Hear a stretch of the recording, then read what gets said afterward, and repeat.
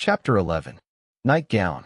We had lain thus in bed, chatting and napping at short intervals, and Quake now and then affectionately throwing his brown tattooed legs over mine, and then drawing them back. So entirely sociable and free and easy were we, when, at last, by reason of our confabulations, what little nappishness remained in us altogether departed, and we felt like getting up again, though daybreak was yet some way down the future.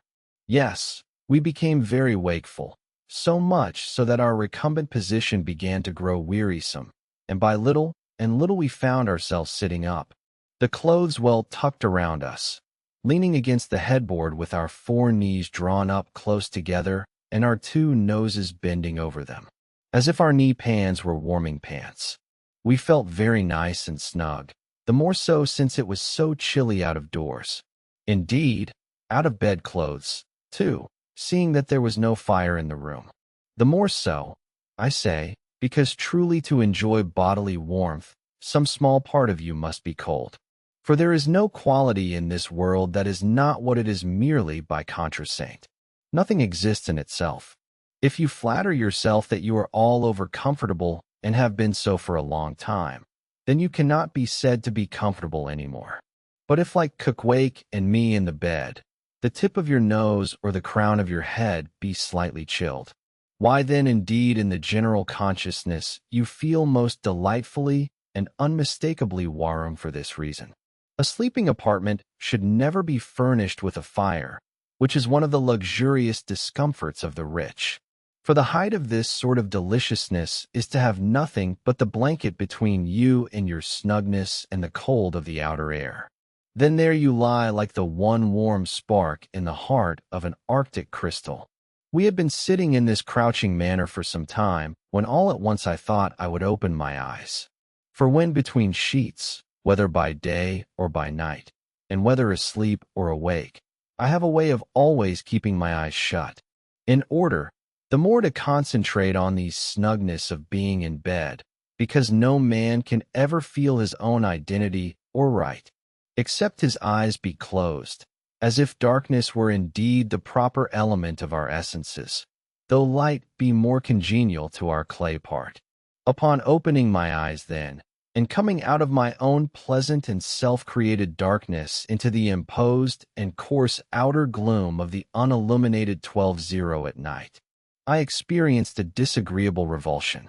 Nor did I at all object to the hint from Kiku that perhaps it were best to strike a light, seeing that we were so wide awake.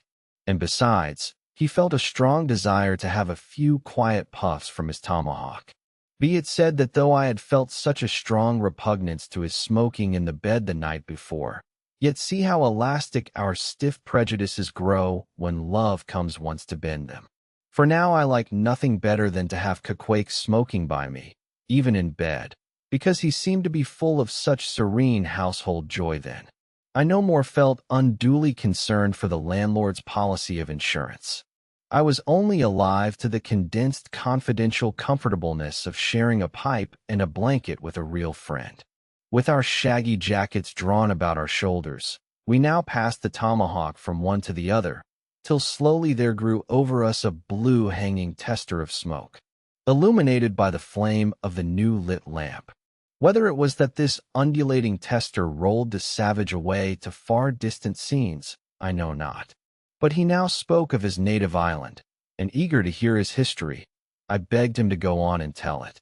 He gladly complied, though at the time I but ill comprehended not a few of his words, yet subsequent disclosures, when I had become more familiar with his broken phraseology, now enable me to present the whole story, such as it may prove in the mere skeleton I give.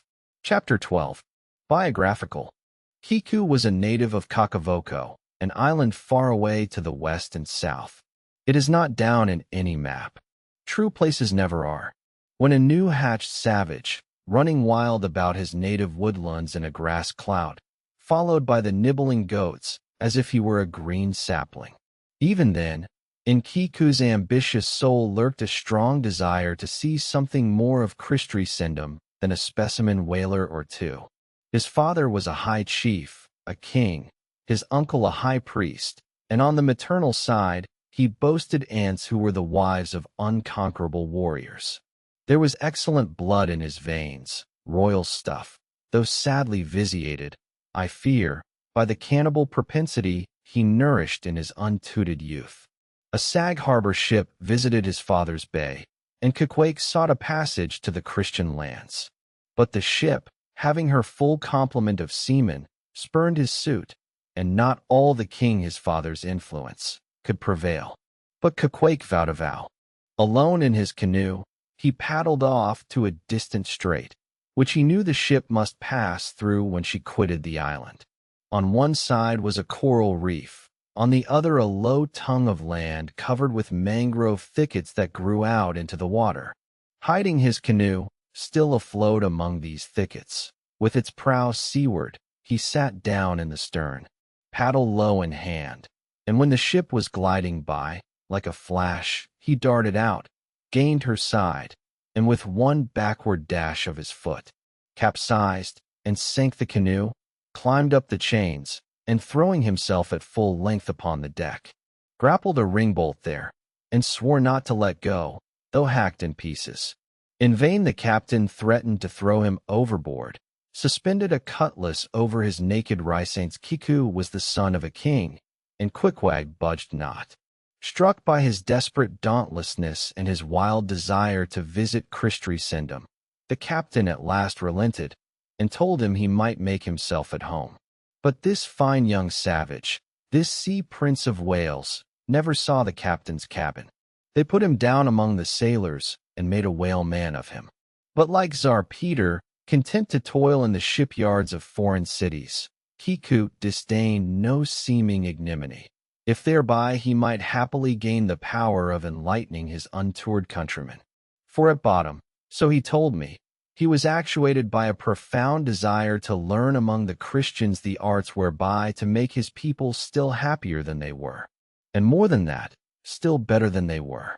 But alas, the practices of whalemen soon convinced him that even Christians could be both miserable and wicked. Infinitely more so than all his father's heathens, arrived at last in old Sag Harbor, and seeing what the sailors did there, and going on to Nantucket, and seeing how they spent their wages in that place also, poor Queequeg gave it up for lost. Thought he, it's a wicked world in all meridians. I'll die a pagan.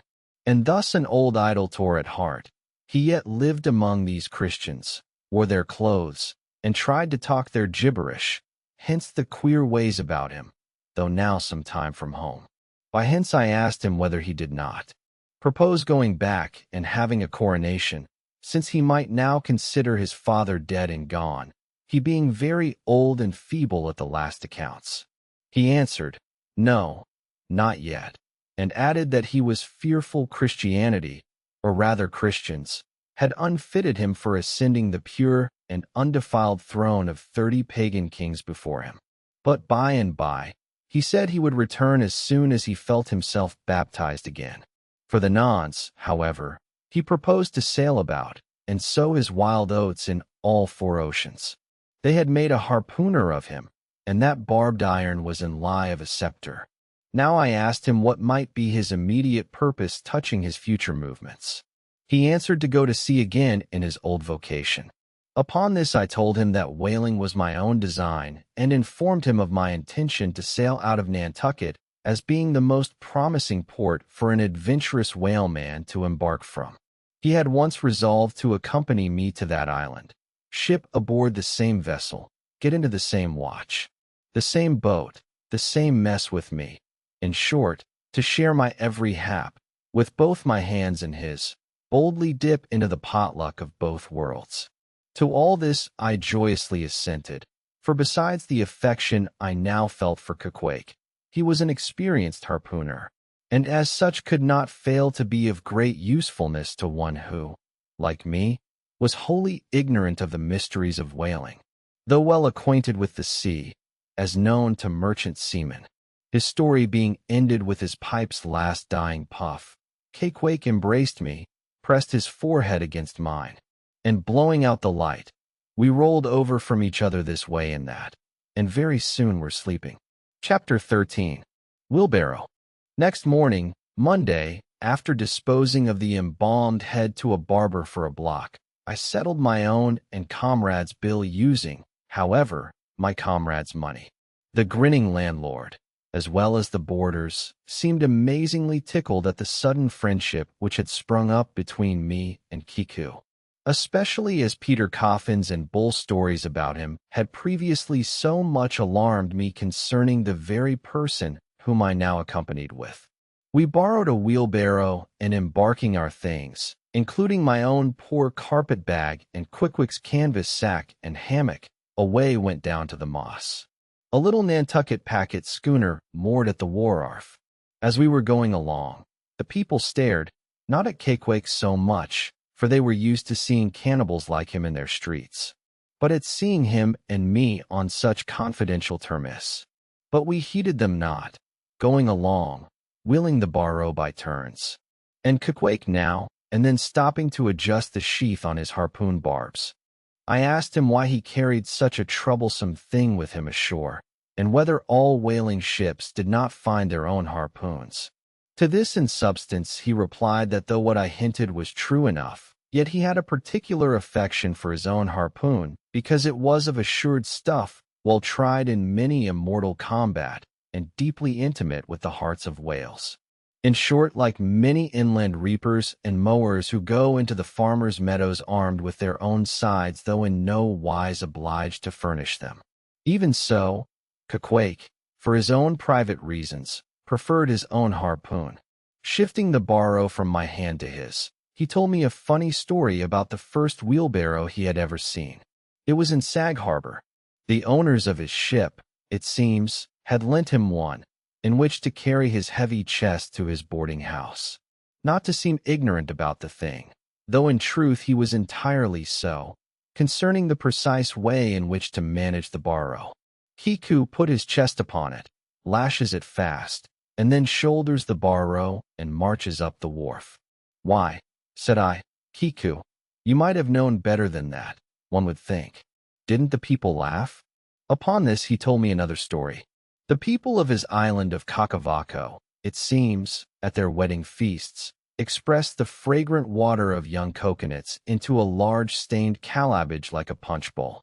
And this punch bowl always forms the great central ornament on the braided mat where the feast is held.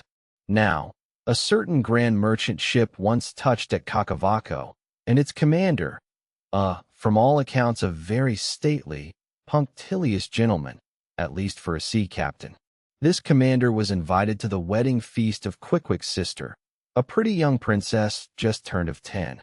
Well, when all the wedding guests were assembled at the bride's bamboo cottage, this captain marches in, and being assigned the post of honor, placed himself over against the punch bowl, and between the high priest and his majesty the king, Queequeg's father. Grace being said, for those people have grace as well as we, though Queequeg told me that unlike us, who at such times look downward to our platters, they, on the contrary, copying the ducks, glance upward to the great giver of all saints. Grace, I say, being said, the high priest opens the banquet by the immemorial ceremony of the island, that is, dipping his consecrated and consecrating fingers into the bowl before the blessed beverage circulates. Seeing himself placed next to the priest, and noting the ceremony, and thinking himself being captain of a ship as having plain precedence over a mere island king, especially in the king's own house, the captain coolly proceeds to wash his hands in the punch bowl, taking it, I suppose, for a huge finger glass. Now say what you think now. Didn't our people laugh? At last, passage paid and luggage safe, we stood on board the schooner. Hoisting sail, it glided down the Acashnet River. On one side, New Bedford rose in terraces of streets, their ice-covered trees all glittering in the clear, cold air. Huge hills and mountains of casks on casks were piled upon her wharves, and side by side the wandering whale ships lay silent and safely moored at last, while from others came a sound of carpenters and coopers with blended noises of fires and forges to melt the pitch, all betoning that new cruises were on the start. That one most perilous and long voyage ended only begins a second, and a second ended only begins a third, and so on forever, and for aye such as the endlessness, yea, the intolerableness of all earthly effort. Gaining the more open water, the bracing breeze waxed fresh, the little moss tossed the quick foam from her bows, as a young cold his snortings how I snuffed that Tartar air, how I spurned that turnpike earth, that common highway way, all over dented with the marks of slavish heels and hoofs, and turned me to admire the magnanimity of the sea, which will permit no records. At the same foam fountain, Queequeg seemed to drink and reel with me. His dusky nostrils swelled apart. He showed his filed and pointed teeth. On we flew, and our offing gain addition, the moss did homage to the Blassant ducked and dived her bows as a slave before the Sultan. Sideways leaning, we sideways dart addition, every rope yarn tingling like a wire, the two tall masts buckling like Indian canes in land tornadoes. So full of this reeling scene were we, as we stood by the plunging bowsprit, that for some time we did not notice the jeering glances of the passengers. A lubber-like assembly, who marveled the two fellow beings should be so companionable, as though a white man were anything more dignified than a whitewashed Negro. But there were some boobies and bumpkins there, who, by their intense greenness, must have come from the heart and center of Oliver Key's young saplings, mimicking him behind his back. I thought the bumpkin's hour of doom was come. Dropping his harpoon, the brawny savage caught him in his arms, and by an almost miraculous dexterity and strength, sent him high up bodily into the air. Then, slightly tapping his stern in mid-somerset, the fellow landed with bursting lungs upon his feet, while Queequeg, turning his back upon him, lighted his tomahawk pipe, and passed it to me for a puff. "Captain! Captain!" yelled the bumpkin, running towards that officer. "Captain! Captain! Here's the devil!" "Hello! You, sir!"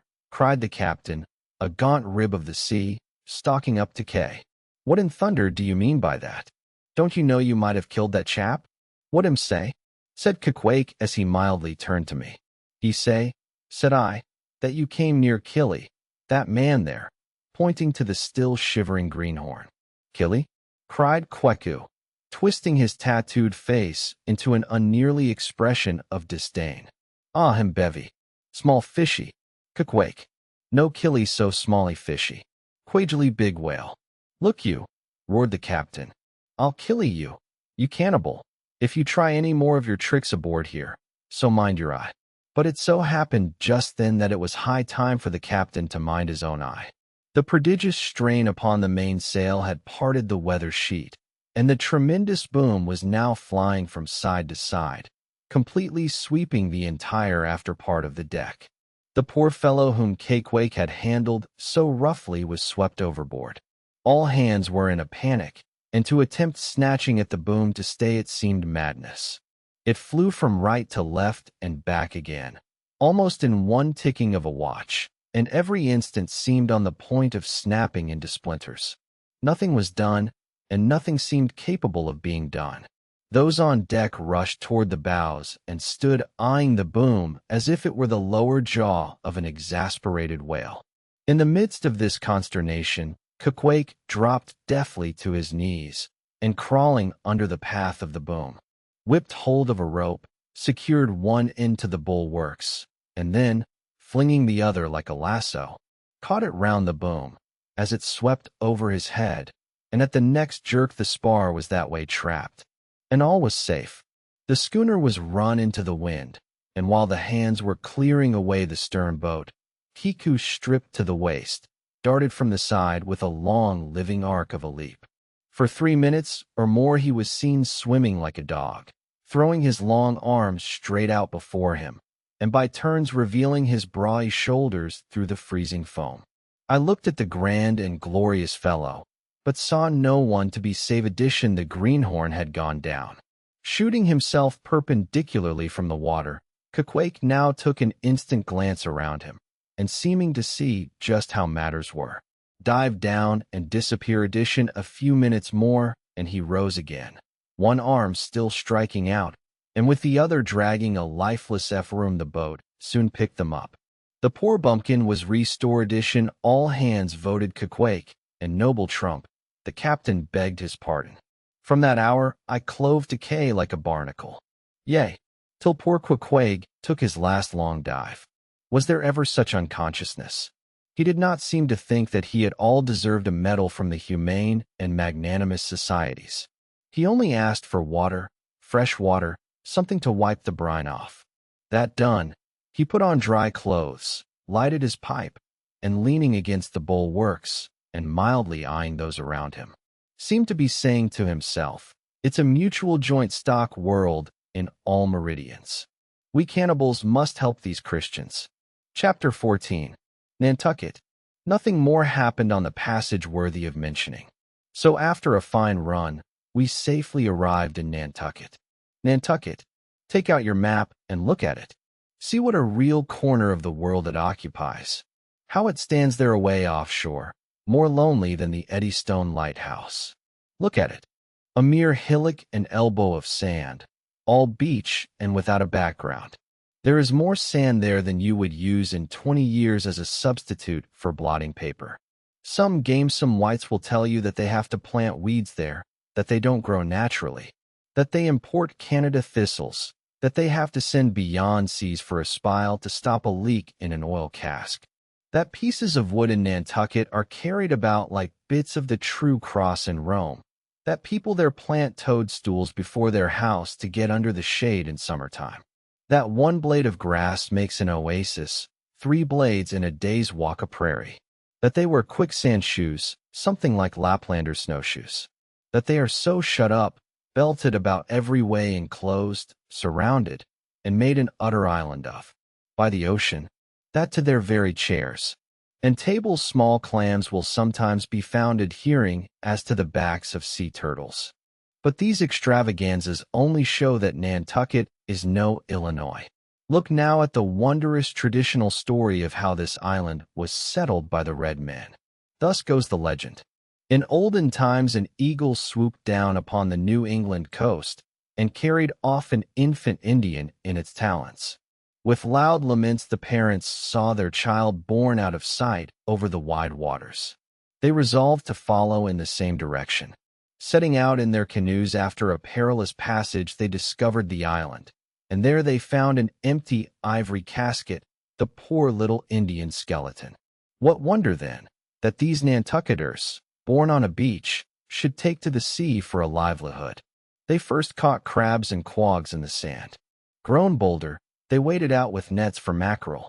More experienced, they pushed off in boats and captured cod, and at last, launching a navy of great ships on the sea, explored this watery world, put an incessant belt of circumnavigations round it, peeped in at Bering Straits, and in all seasons and all oceans declared everlasting war with the mightiest animated mass that has survived the flood, most monstrous and most mountainous, that Himalayan salt sea mastodon, clothed with such portentousness of unconscious power that his very panics are more to be dreaded than his most fearless and malicious assaults.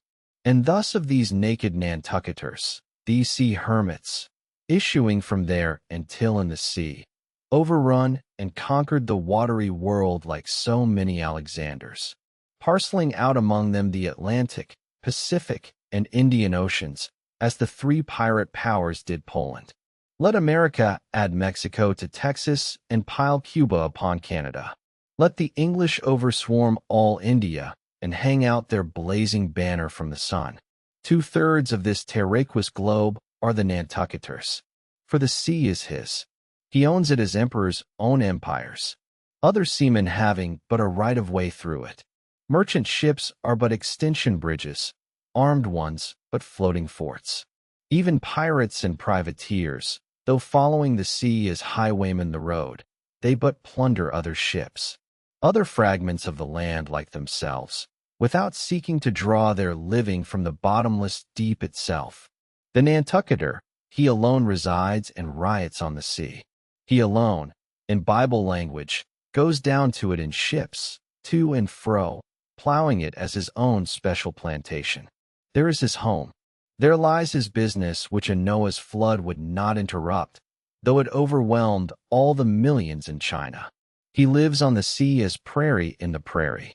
He hides among the waves. He climbs them as chamois hunters climb the Alps. For years he knows not the land, so that when he comes to it at last it smells like another world, more strangely than the moon would to an earthman, with the landless gull that at sunset folds her wings and is rocked to sleep between billows. So at nightfall the Nantucketer out of sight of land furls his sails and lays him to his rest, while under his very pillow rush herds of walruses and whales. Chapter 15. Chowder. It was quite late in the evening when the little moss came snugly to anchor, and Cakewake and I went ashore. So we could attend to no business that day, at least none but a supper and a be-addition the landlord of the Spooter and had recommended us to his cousin, Hosea Hussey of the Tripods, whom he asserted to be the proprietor of one of the best-kept hotels in all Nantucket. And moreover, he had assured us that Cousin Hosea, as he called him, was famous for his chowders. In short, he plainly hinted that we could not possibly do better than tripot lock at the Tripods. But the directions he had given us about keeping a yellow warehouse on our starboard hand till we opened a white church to the larboard, and then keeping that on the larboard hand till we made a corner 3 points to the starboard, and that done, then asked the first man we met where the place was.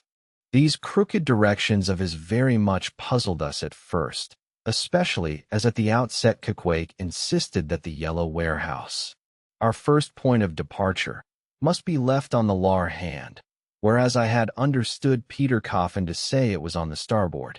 However, by dint of beating about a little in the dark, and now and then knocking up a peaceable inhabitant to inquire the way, we at last came to something which there was no mistaking. 2 enormous wooden pots, painted black and suspended by asses' ears, swung from the cross trees of an old topmast, planted in front of an old doorway. The horns of the cross trees were sawed off on the other side, so that this old topmast looked not a little like the gallows. Perhaps I was oversensitive to such impressions at the time, but I could not help staring at this gallows with vague misgiving. A sort of sick was in my neck as I gazed up to the 2 remaining horns. Yes, 2 of them, one for Cakewake and one for me. It's ominous, thinks I, a coffin, my innkeeper, upon landing in my first whaling port. Tombstones staring at me in the whaleman's chapel, and here a gallows, and a pair of prodigious black pots too. Are these last throwing out oblique hints touching toe? I was called from these reflections by the sight of a freckled woman with yellow hair and a yellow gown, standing in the porch of the inn under a dull red lamp swinging there that looked much like an injured eye, and carrying on a brisk scolding with a man in a purple woolen shirt. "Get along with ye," she said to the man, "or I'll be combing you." "Come on, Cakewake," said I. "All right, there is Mrs. Hussey." And so it turned out, Mr. Hosea Hussey being from home, but leaving Mrs. Hussey entirely competent to attend to all his affairs.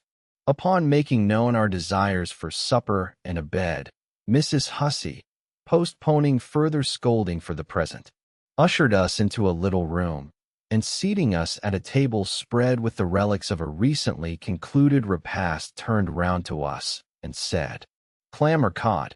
"What's that about cods, ma'am?" said I, with much politeness. "Clam or cod?" She repeated addition, "A clam for supper." "A cold clam. Is that what you mean, Mrs. Hussey?" says I. "But that's a rather cold and clammy reception in the winter-time, ain't it, Mrs. Hussey?" But being in a great hurry to resume scolding the man in the purple shirt, who was waiting for it in the entry, and seeming to hear nothing but the word clam, Mrs. Hussey hurried towards an open door leading to the kitchen and bawling out clam for 2 disappear addition. "Quig," said I, "do you think that we can make out a supper for us both on 1 clam?"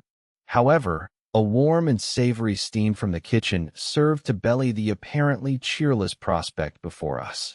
But when that smoking chowder came in, the mystery was delightfully explained. "Oh, sweet friends, hearken to me. It was made of small, juicy clams scarcely bigger than hazelnuts, mixed with pounded ship biscuit and salted pork cut up into little flakes. The whole enriched with butter and plentifully seasoned with pepper and Lieutenant, our appetites being sharpened by the frosty voyage. And in particular Cakewake, seeing his favorite fishing food before him, and the chowder being surpassingly excellent. We dispatched it with great expedition, when leaning back a moment, and bethinking me of Mrs. Tussie's clam and cod announcement, I thought I would try a little experiment. Stepping to the kitchen door, I uttered the word cod with great emphasis and resumed my seat. In a few moments the savory steam came forth again, but with a different flavor, and in good time a fine cod chowder was placed before us. We resumed business, and while plying our spoons in the bowl, thinks I to myself, I wonder now if this here has any effect on the head. What's that stultifying saying about chowder-headed people? But look, Cakewake, ain't that a live eel in your bowl? Where's your harpoon? Fishiest of all fishy places was the tripods, which well deserved its name. For the pots there were always boiling chowders. Chowder for breakfast and chowder for dinner and chowder for supper till you began to look for fish bones coming through your clothes. The area before the house was paved with clamshells. Mrs. Hussey wore a polished necklace of codfish vertebrae, and Hosea Hussey had his account books bound in superior old shark skin. There was a fishy flavor to the milk, too, which I could not at all account for, till one morning, happening to take a stroll along the beach among some fishermen's boats, I saw Hosea's brindled cow feeding on fish remnants, and marching along the sand with each foot in a cod's decapitated head, looking very slipshod, I assure you. Supper concluded, we received a lamp and directions from Mrs. Hussey concerning the nearest way to Biadition, but as Cakewake was about to precede me up the stairs, the lady reached forth her arm and demanded his harpoon. She allowed no harpoon in her chambers. Why not? Said I. Every true whaleman sleeps with his harpoon. But why not? Because it's dangerous, says she. Ever since young Stiggs, coming from that unfortunate voyage of his, when he was gone 4 years and a half, with only 3 barrels of, was found dead in my first floor back with his harpoon in his side. Ever since then, I allow no boarders to take such dangerous weapons in their rooms at night. So, Mr. Cakewake, for she had learned his name, I will just take this here iron and keep it for you until morning. But the chowder, clam or cod tomorrow for breakfast, men. Both, says I, and let's have a couple of smoked herring by way of variety. Chapter 16. The Ship. In bed we concocted our plans for the tomorrow. But to my surprise, and no small concern, Cakewake now gave me to understand that he had been diligently consulting Yojo, the name of his black little god, and Yojo had told him 2 or 3 times over, and strongly insisted upon it every way, that instead of our going together among the whaling fleet in the harbor, and in concert selecting our craft, instead of this, I say, Yojo earnestly enjoined that the selection of the ship should rest wholly with me in as much as Yojo proposed befriending us, and in order to do so, had already pitched upon a vessel which, if left to myself, I, Ishmael, should infallibly light upon for all the world, as though it had turned out by chance, and in that vessel I must immediately ship myself for the present, irrespective of Kiku.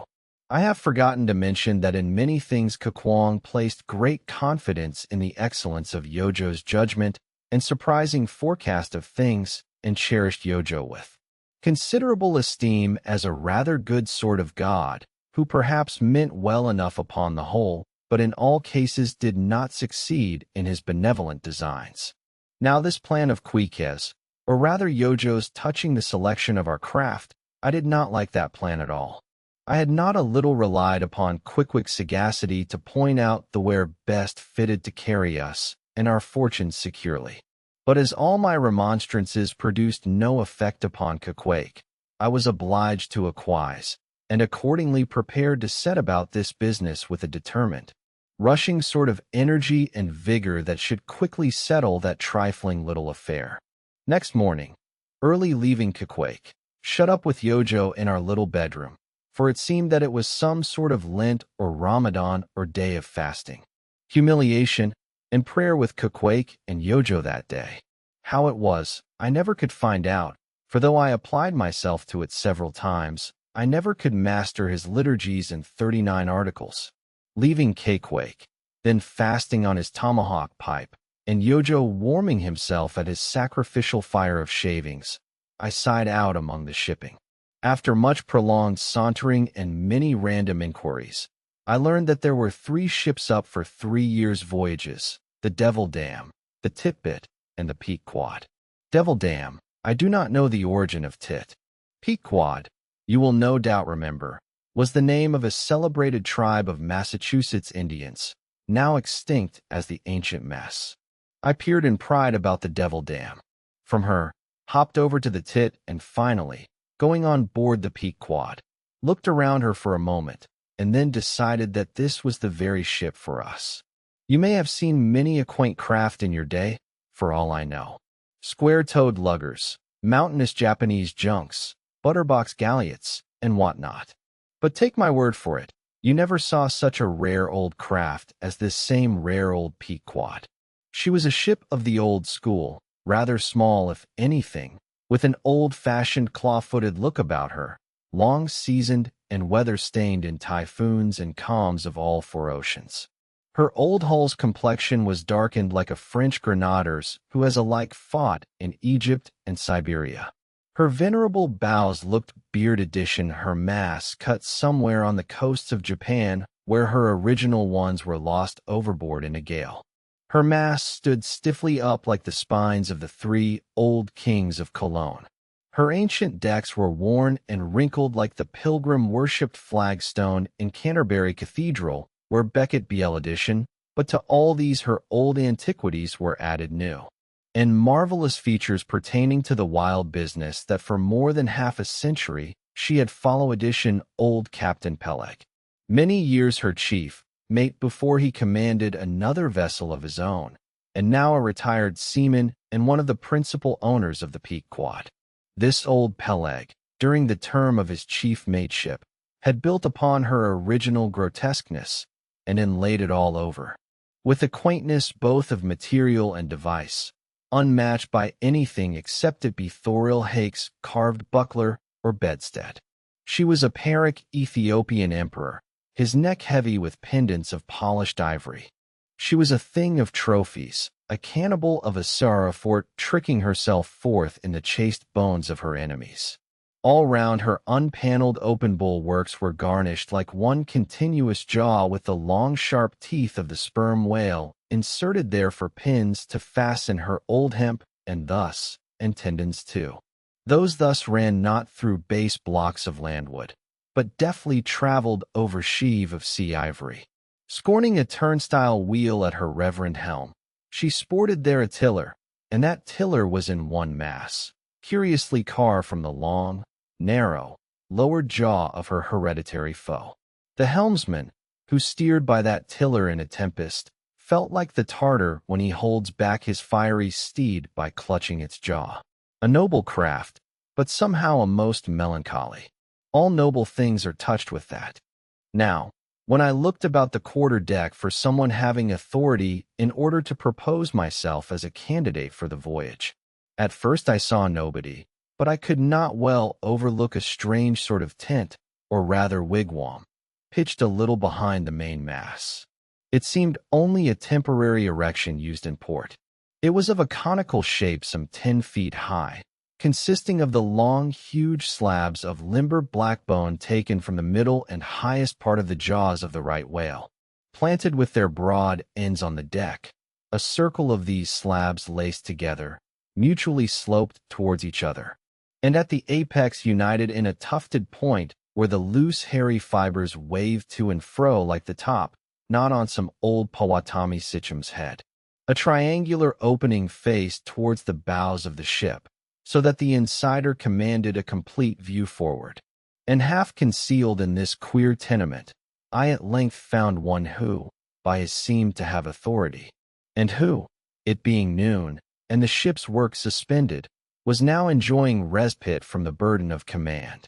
He was seated on an old-fashioned oak chair, wriggling all over with curious carving, and the bottom of which was formed of a stout interlacing of the same elastic stuff of which the wigwam was constructed.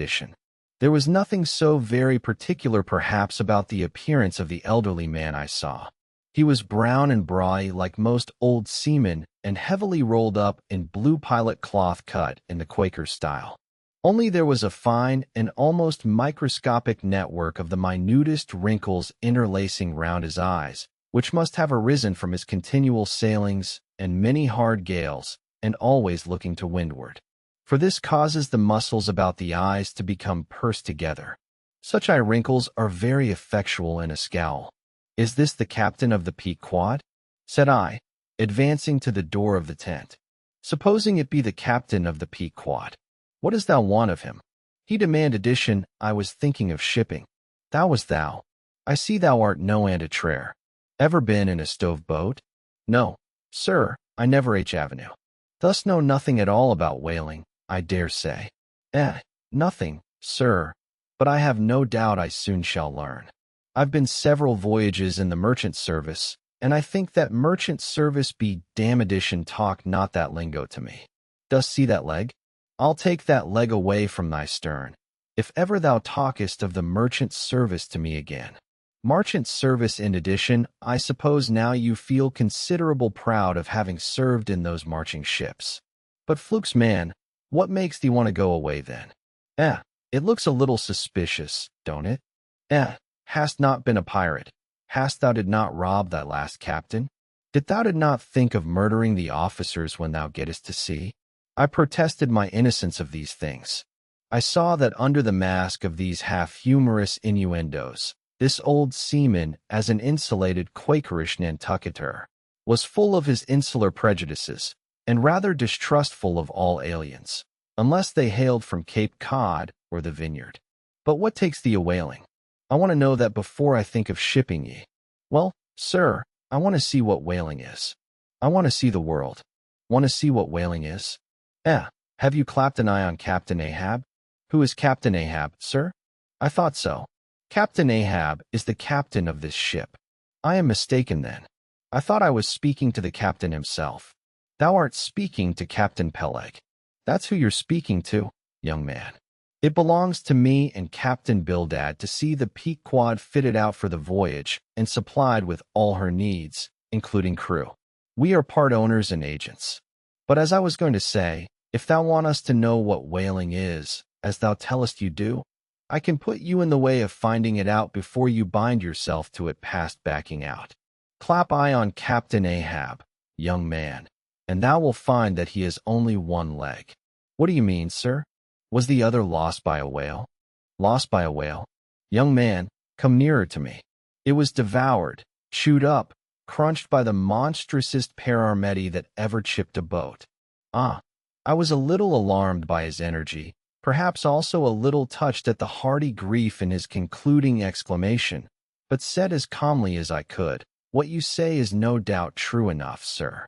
But how could I know there was any peculiar ferocity in that particular whale, though indeed I might have inferred as much from the simple fact of the accident? Now look you, young man, thy lungs are a sort of a soft, do you see? Thou does not talk shark a bit.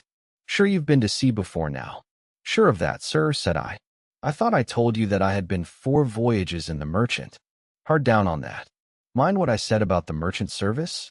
Don't aggravate me. I won't have it. But let us understand each other.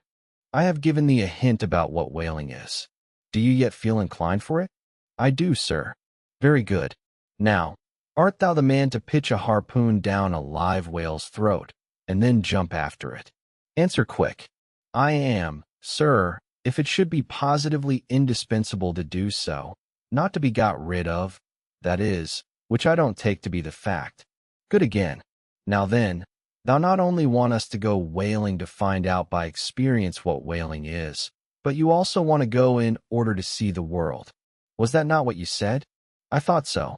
"Well, then just step forward there and take a peep over the weather bow, and then back to me and tell me what you see there." For a moment, I stood a little puzzled by this curious request, not knowing exactly how to take it, whether humorously or in earnest. But concentrating all his crow's feet into one skull, Captain Peleg started me on the errand. Going forward and glancing over the weather bow, I perceived that the ship swinging to her anchor with the flood tide was now obliquely pointing towards the open ocean. The prospect was unlimited, but exceedingly monotonous and forbidding. Not the slightest variety that I could see. "Well, what's the report?" said Peleg when I came back. "What did you see?" "Not much," I replied. "Nothing but water. Considerable horizon, though, and there's a squall coming up, I think." "Well, what dost thou think then of seeing the world?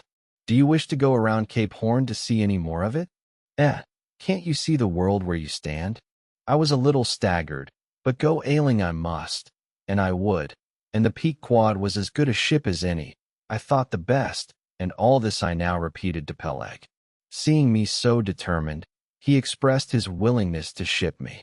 "And thou mayest as well sign the papers right off," he added. "Come along with." And so saying, he led the way below deck into the cabin. Seated on the transom was what seemed to me a most uncommon and surprising figure.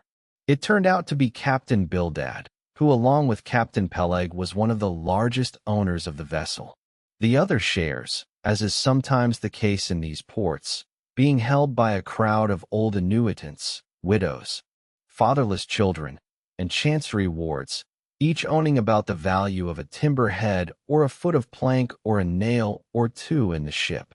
People in Nantucket invest their money in whaling vessels the same way that you do yours in approved state stocks, bringing in good inter established now.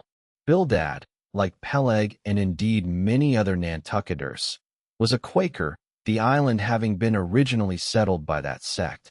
And to this day its inhabitants in general retain in an uncommon measure the peculiarities of the Quaker, only variously and anomalously modified by things altogether alien and heterogeneous. For some of these same Quakers are the most sanguinary of all sailors and whale hunters. They are fighting Quakers. They are Quakers with a vengeance. So that there are instances among them of men who named with Scripture names, a singularly common fashion on the island, and in childhood naturally imbibing the stately dramatic, the thou of the Quaker idiom, still from the audacious, daring, and boundless adventure of their subsequent lives, strangely blend with these unoutgrown peculiarities. 1,000 bold dashes of character not unworthy of a Scandinavian sea king or a poetical pagan Roman.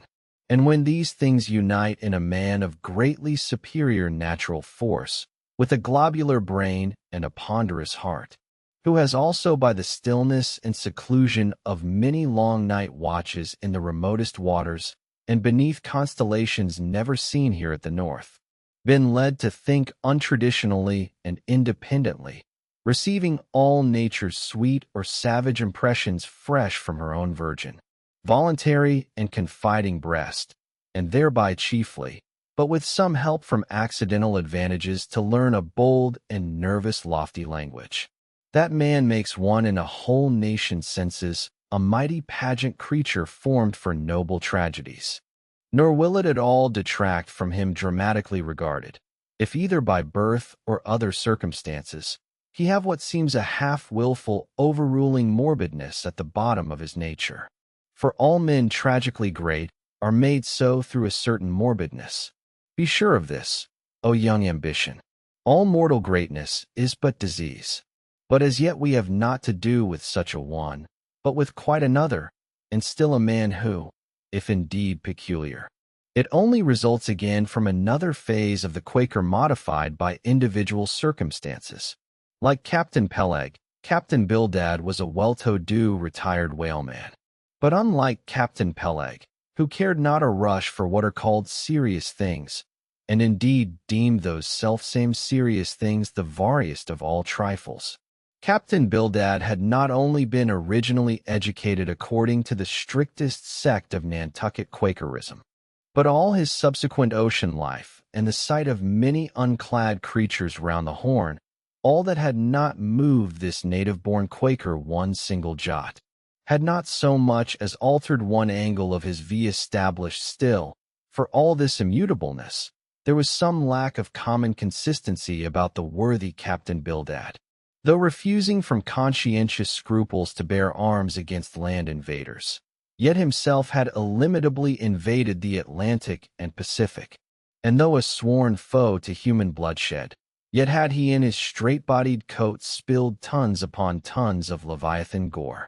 How now, in the contemplative evening of his days, the pious Bildad reconciled these things in his reminiscence, I do not know, but it did not seem to concern him much, and very probably he had long since come to the sage and sensible conclusion that a man's religion is one thing, and this practical world quite another. This world pays dividends, rising from a little cabin boy in short clothes of the drabest drab to a harpooner in the broad shad-bellied waistcoat, from that becoming boat header, chief mate and captain, and finally a ship owner. Bildad, as I hinted before, had concluded his adventurous career by wholly retiring from active life at the goodly age of 60 and dedicating his remaining days to the quiet receiving of his well-earned income. Now, Bildad, I am sorry to say, had the reputation of being an incurable old hunks, and in his seagoing days, a bitter, hard taskmaster. They told me in Nantucket, though it certainly seems a curious story, that when he sailed the old Cattegut whaleman, his crew, upon arriving home, were mostly all carried ashore to the hospital, sore, exhausted, and worn out.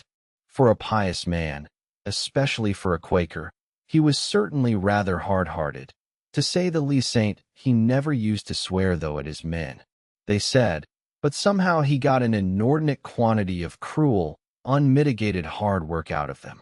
When Bildad was a chief mate, to have his drab cold eye intently looking at you made you feel completely nervous, till you could clutch something, a hammer or a marlin spike, and go to work like mad at something or other. Never mind what. Indolence and idleness perished before him. His own person was the exact embodiment of his utilitarian character.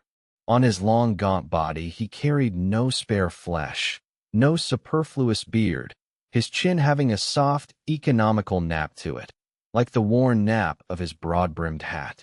Such then was the person that I saw seated on the transom when I followed Captain Peleg down into the cabin.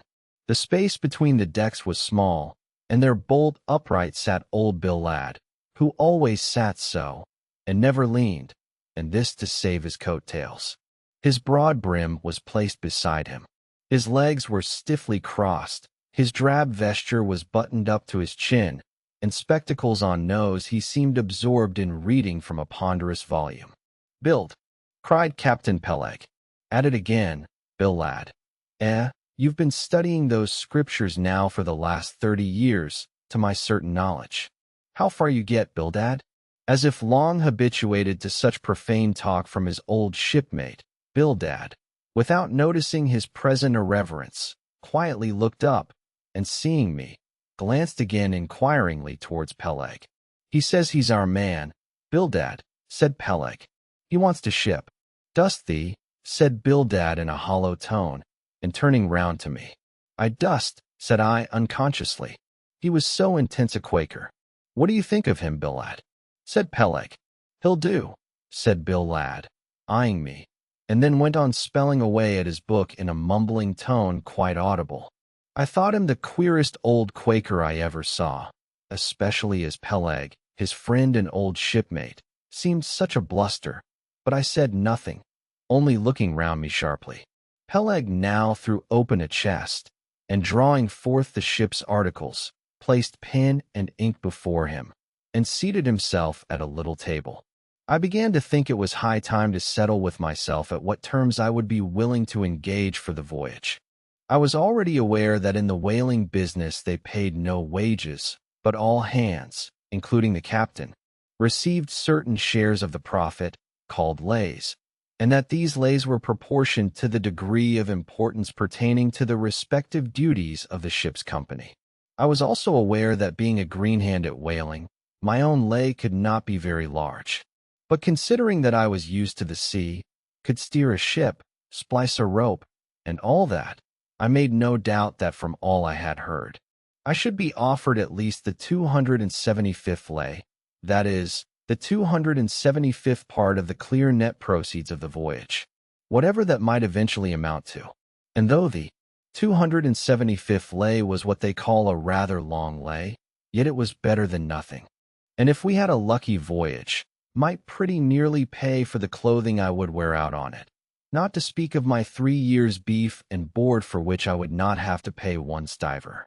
It might be thought that this was a very poor way to accumulate a princely fortune, and so it was a very poor way in addition, but I am one of those that never take on about princely fortunes, and am quite content if the world is ready to board and lodge me while I am putting up at this grim sign of the thundercloud. Upon the whole, I thought that the 275th lay would be about the fair thing, but I would not have been surprised if I had been offered the 200th, considering I was of a broad-shouldered make. But one thing, nevertheless, that made me a little distrustful about receiving a generous share of the profits was this. Sure, I had heard something of both Captain Peleg and his unaccountable old crony Bill Ladd, how that they, being the principal proprietors of the Pequod, therefore the other and more inconsiderable scattered owners, left nearly the whole management of the ship's affairs to these two. And I did not know but what the stingy old Bill Ladd might have a mighty deal to say about shipping hands, especially as I now found him on board the Pequod, quite aided home there in the cabin, and reading his Bible as if at his own fireside. Now, while Peleg was vainly trying to mend a pen with his jackknife, old Bildad, to my no small surprise, considering that he was such an interested party in these proceedings, Bildad never heeded us, but went on mumbling to himself out of his book, "Lay not up for yourselves treasures upon earth, where well, Captain Bildad," interrupted Peleg. "What do you say? What lay shall we give this young man?" "Thou knowest best," was the sepulchral reply. "The 777th wouldn't be too much, would it? Where moth and rust do corrupt. But lay indeed, thought I, and such a lay. The 777th. Well, old Bildad, you are determined that I, for one, shall not lay up many lays here below, where moth and rust do corrupt."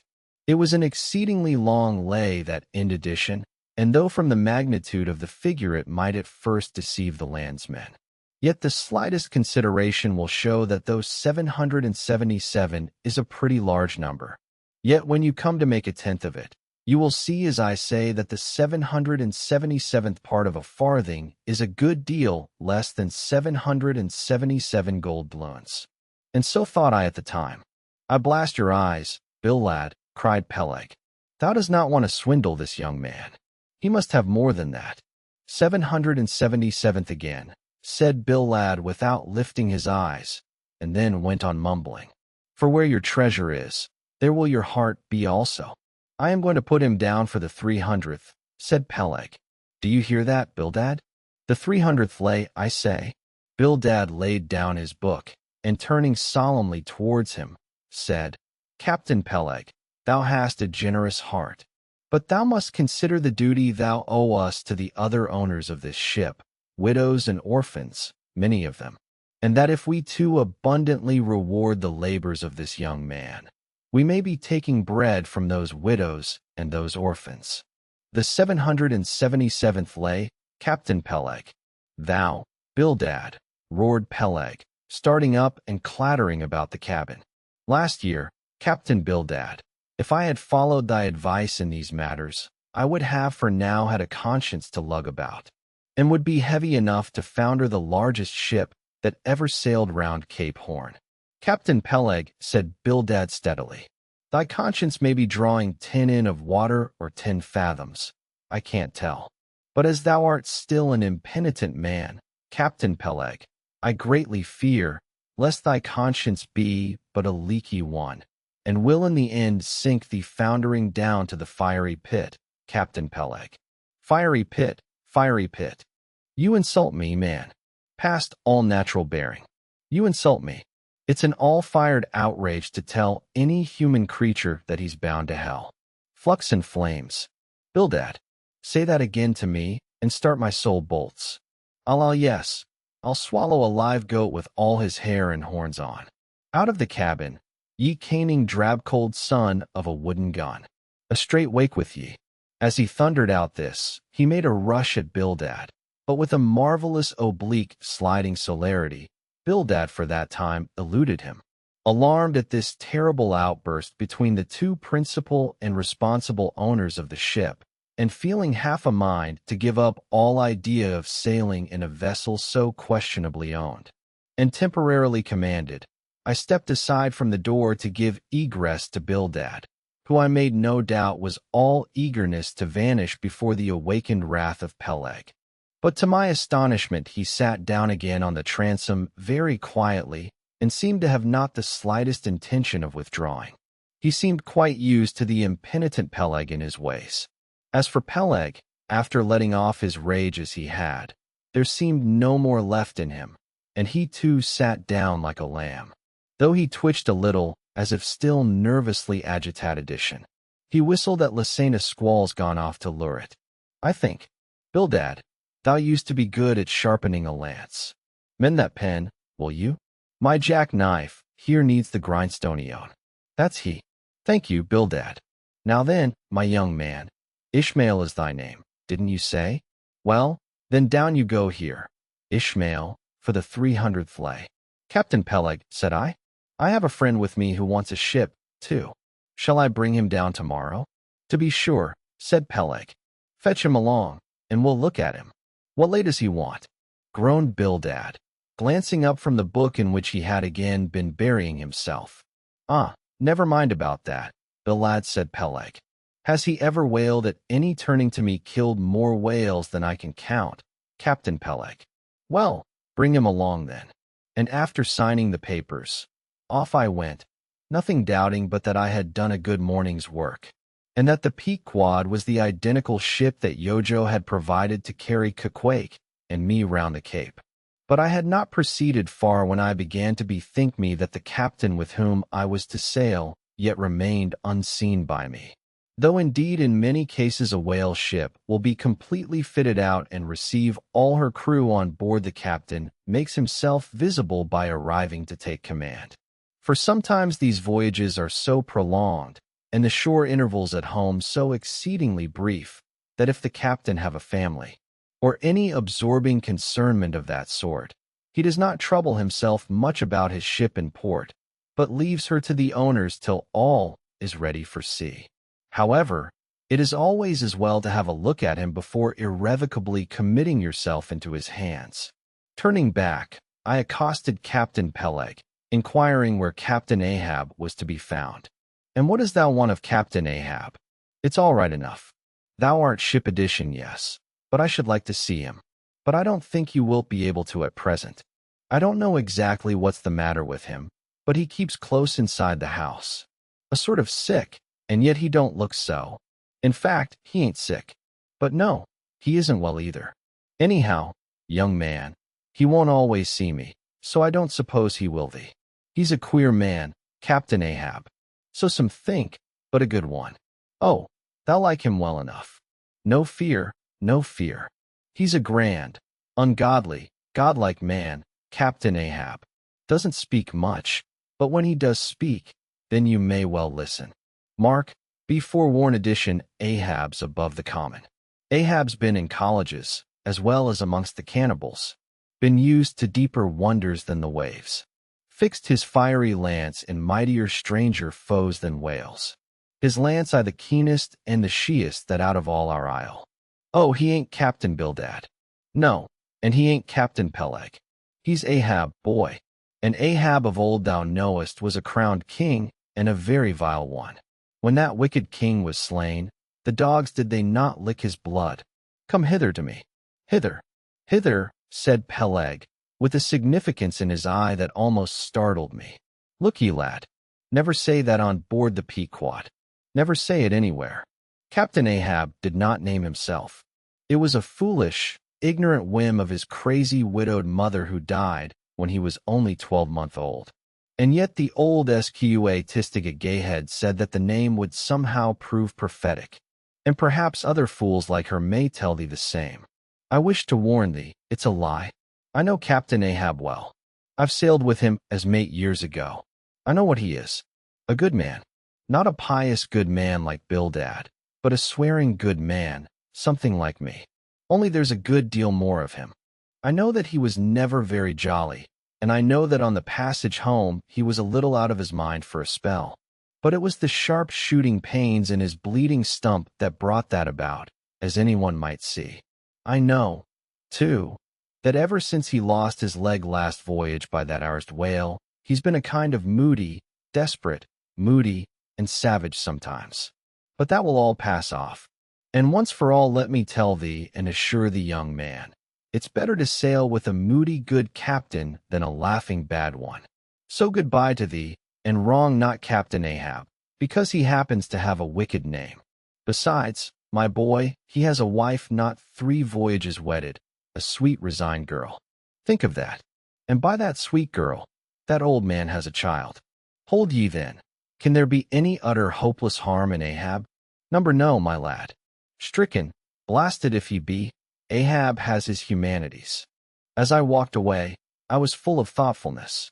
What had been incidentally revealed to me of Captain Ahab filled me with a certain wild vagueness of painfulness concerning him, and somehow at the time I felt a sympathy and a sorrow for him, but for I don't know what, unless it was the cruel loss of his leg. And yet I also felt a strange awe of him, but that sort of awe which I cannot at all describe was not exactly awe. I do not know what it was, but I felt it, and it did not disensin me towards him, though I felt impatience at what seemed like mystery in him so imperfectly as he was known to me then. However, my thoughts were at length carried in other directions, so that for the present dark Ahab slipped my mind. Chapter 17. The Ramadan.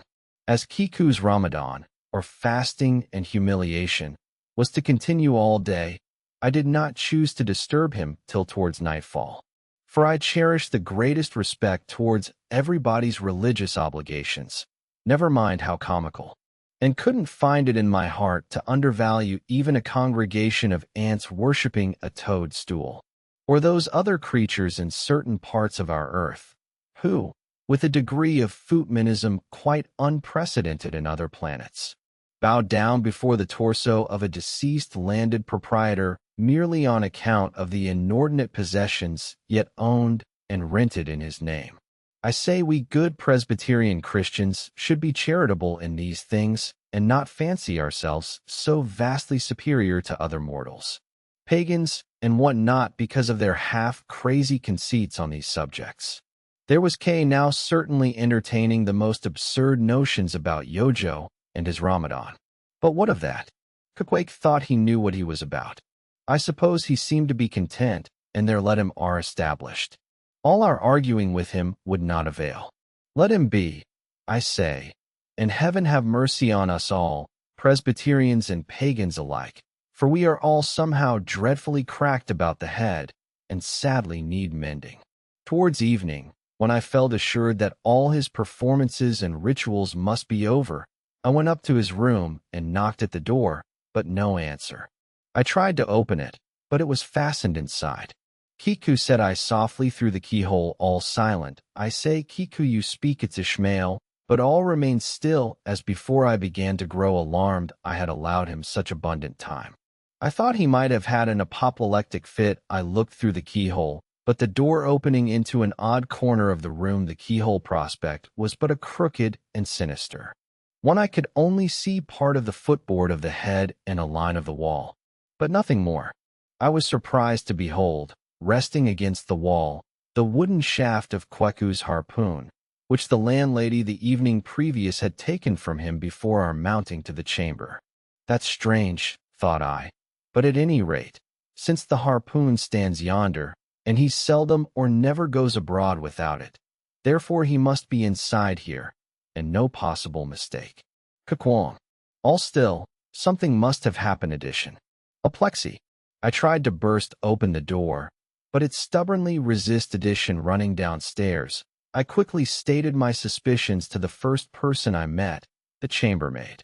La, Shiciar edition, I thought something must be the matter. I went to make the bed after breakfast, and the door was locked, and not a mouse to be heard. And it's been just so silent ever since. But I thought maybe you had both gone off and locked your baggage in for safekeeping. La ma'am, mistress, murder, Mrs. Hussey, apoplexy. And with these cries, she ran toward the kitchen, I following. Mrs. Hussey soon appeared with a mustard pot in one hand, and a vinegar crew in the other, having just broken away from the occupation of attending to the castors and scolding her little black boy. Meantime, Woodhouse, cried I. Which way to it? Run, for God's sake, and fetch something to pry open the door. The axe. The axe. He's had a stroke. Depend upon it. And so saying, I was unmethodically rushing upstairs again empty-handed, when Mrs. Hussey interposed the mustard pot and vinegar cruet and the entire castor of her countenance. What's the matter with you, young man? Get the axe. For God's sake, run for the doctor, someone, while I pry it open. Look here, said the landlady, quickly putting down the vinegar quid, so as to have one hand free. Look here, are you talking about prying open any of my doors? And with that she seized my arm. What's the matter with you? What's the matter with you, shipmate? In as calm, but as rapid a manner as possible, I gave her to understand the whole case. Unconsciously clapping the vinegar cruet to one side of her nose, she ruminated for an instant, then exclaimed, No, I haven't seen it since I put it there. Running to the little closet under the landing of the stairs, she glanced in and returning told me that Kiku's harpoon was missing. He's killed himself, Shiciar edition. It's unfortunate Stig's done over again. There goes another counterpane. God pity his poor mother. It'll be the ruin of my house. Has the poor lad a sister? Where's that girl? There, Betty. Go to Snarless the painter and tell him to paint me a sign with no suicides permitted here and no smoking in the parlor. Might as well kill both birds at once. Kill. Ah, the Lord be merciful to his ghost saint. What's that noise there? You, young man, have asked there. And running up after me, she caught me as I was again trying to force open the door. I don't allow it. I won't have my premises spoil edition go for the locksmith. There's one about a mile from here. But avast, putting her hand in her side pocket. Here's a key that'll fit, I guess. Let's see. And with that, she turned it in the lock, but alas, Kiku's supplemental bolt remained undrawn within. Have to burst it open, said I, and was running down the entry a little for a good start when the landlady caught at me again, vowing that I should not break down her premises. But I tore from her, and with a sudden bodily rush, dashed myself full against the mark. With a prodigious noise, the door flew open, and the knob slamming against the wall sent the plaster to the ceiling. And there, good heavens, there sat Wick, altogether cool and self-collected, right in the middle of his room, squatting on his hands, and holding Yojo on the top of his head. He looked neither one way nor the other way, but sat like a carved image with scarce a sign of active life. Kiku, said I, going up to him. Kiku, what's the matter with you? He ain't been sitting so all day, has he? Said the landlady. But all we said, not a word could we drag out of him. I almost felt like pushing him over so as to change his position, for it was almost intolerable. It seemed so painfully and unnaturally constrained, especially as in all probability he had been sitting so for upwards of 8 or 10 hours, going to without his regular meals. Mrs. Hussey, said I, he's alive at all events. So leave us, if you please, and I will see to this strange affair myself. Closing the door upon the landlady, I endeavored to prevail upon Kyuji to take a chair, but in vain. There he sat, and all he could do. For all my polite arts and blandishments, he would not move a peg, nor say a single word, nor even look at me, nor notice my presence in the slightest way.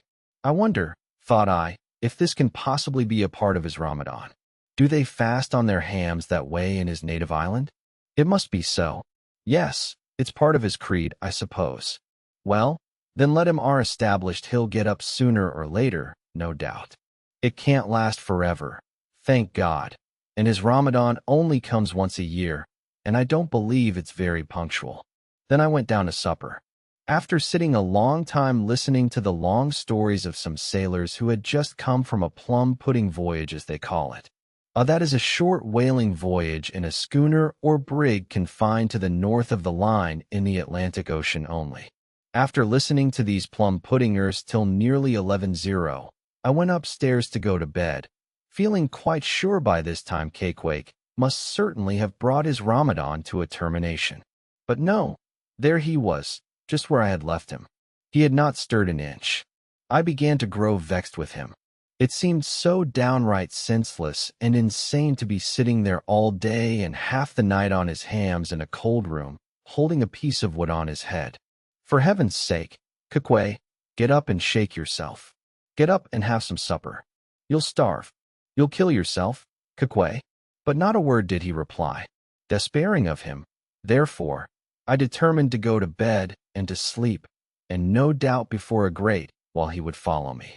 But previous to turning in, I took my heavy bear-skin jacket and threw it over him, as it promised to be a very cold night, and he had nothing but his ordinary round jacket on. For some time, do all I would, I could not get into the faintest doze. I had blown out the candle, and the mere thought of Queque not 4 feet off, sitting there in that uneasy position, stark alone in the cold and dark, this made me really wretchedish. Think of it, sleeping all night in the same room with a wide-awake pagan on his hams in this dreary, unaccountable Ramadan. But somehow I dropped off at last, and knew nothing more till break of day, when, looking over the bedside, there squatted Queque, as if he had been screwed down to the floor.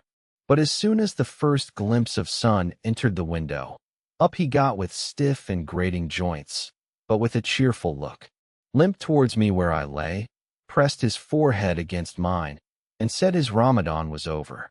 Now, as I before hinted, I have no objection to any person's religion, be it what it may, so long as that person does not kill or insult any other person, because that other person don't believe it also. But when a man's religion becomes really frantic, when it is a positive torment to him, and in fine makes this earth of ours an uncomfortable inn to lodge in, then I think it high time to take that individual aside and argue the point with him. And just so I now did with Queque said. I get into bed now and lie and listen with me.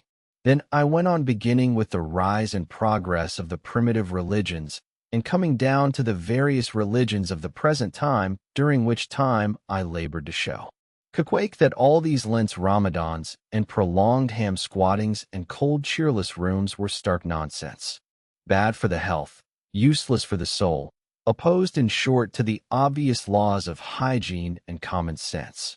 I told him, too, that he being in other things such an extremely sensible and sagacious savage, it pained me very badly, pained me to see him now so deplorably foolish about this ridiculous Ramadan of his. Besides, argued I, fasting makes the body cave in, hence the spirit caves in, and all thoughts born of a fast must necessarily be half-starvation. This is the reason why most dyspic religionists cherish such melancholy notions about their hereafters. In one word, Queque, said I, rather digressively, hell is an idea first born on an undigested apple dumpling, and since then perpetuated through the hereditary disps nurtured by Ramadans. I then asked Queque whether he himself was ever troubled with dyspsia, expressing the idea very plainly so that he could take it in. He said, no, only upon one memorable occasion. It was after a great feast given by his father, the king, on the gaining of a great battle, wherein 50 of the enemy had been killed by about 2:00 in the afternoon, and all cooked and eaten that very evening. No more, Queque, said I, shuddering. That will do, for I knew the inferences without his further hinting them.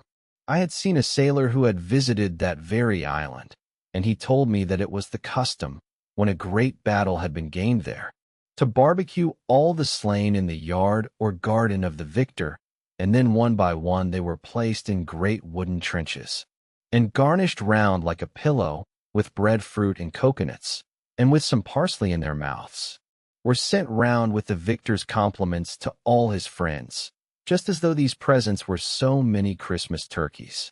After all, I do not think that my remarks about religion made much of an impression on Queequeg, because in the first place he somehow seemed dull of hearing on that important subject, unless considered from his own point of view, and in the second place he did not more than one-third understand me, couch my ideas as simply as I would, and finally, he no doubt thought he knew a good deal more about true religion than I did. He looked at me with a sort of condescending concern and compassion, as though he thought it a great pity that such a sensible young man should be so hopelessly lost to evangelical pagan piety. At last we rose and dressed, and Queequeg, taking a prodigiously hearty breakfast of chowders of all sorts, so that the landlady should not make much profit by reason of his Ramadan.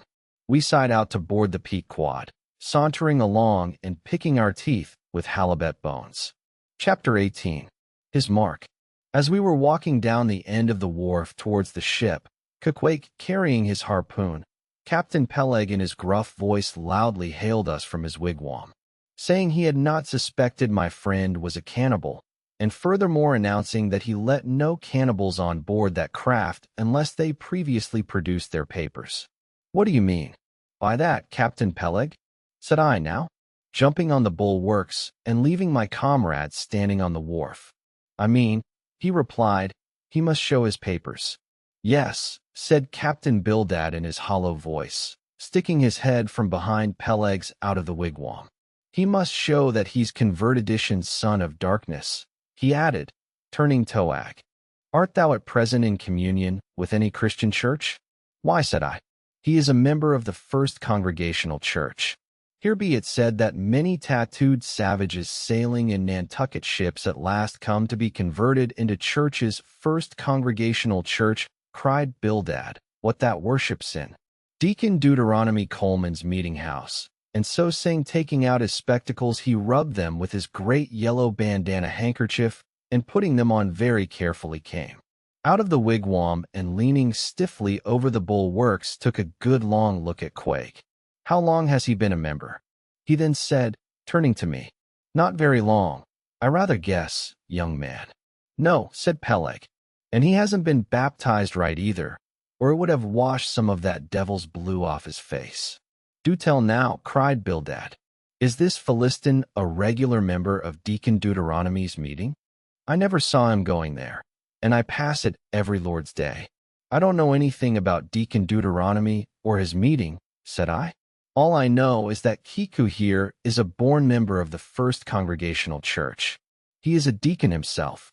"Queequeg, young man," said Bildad sternly, "thou art skylarking with me. Explain thyself, thou young Hittite. What church does thee mean? Answer me." Finding myself thus hard pushed, I replied, "I mean, sir, the same ancient Catholic church to which you and I, and Captain Peleg there, and Kiku here, and all of us, and every mother, son, and soul of us belong. The great and everlasting first congregation of this whole worshiping world. We all belong to that.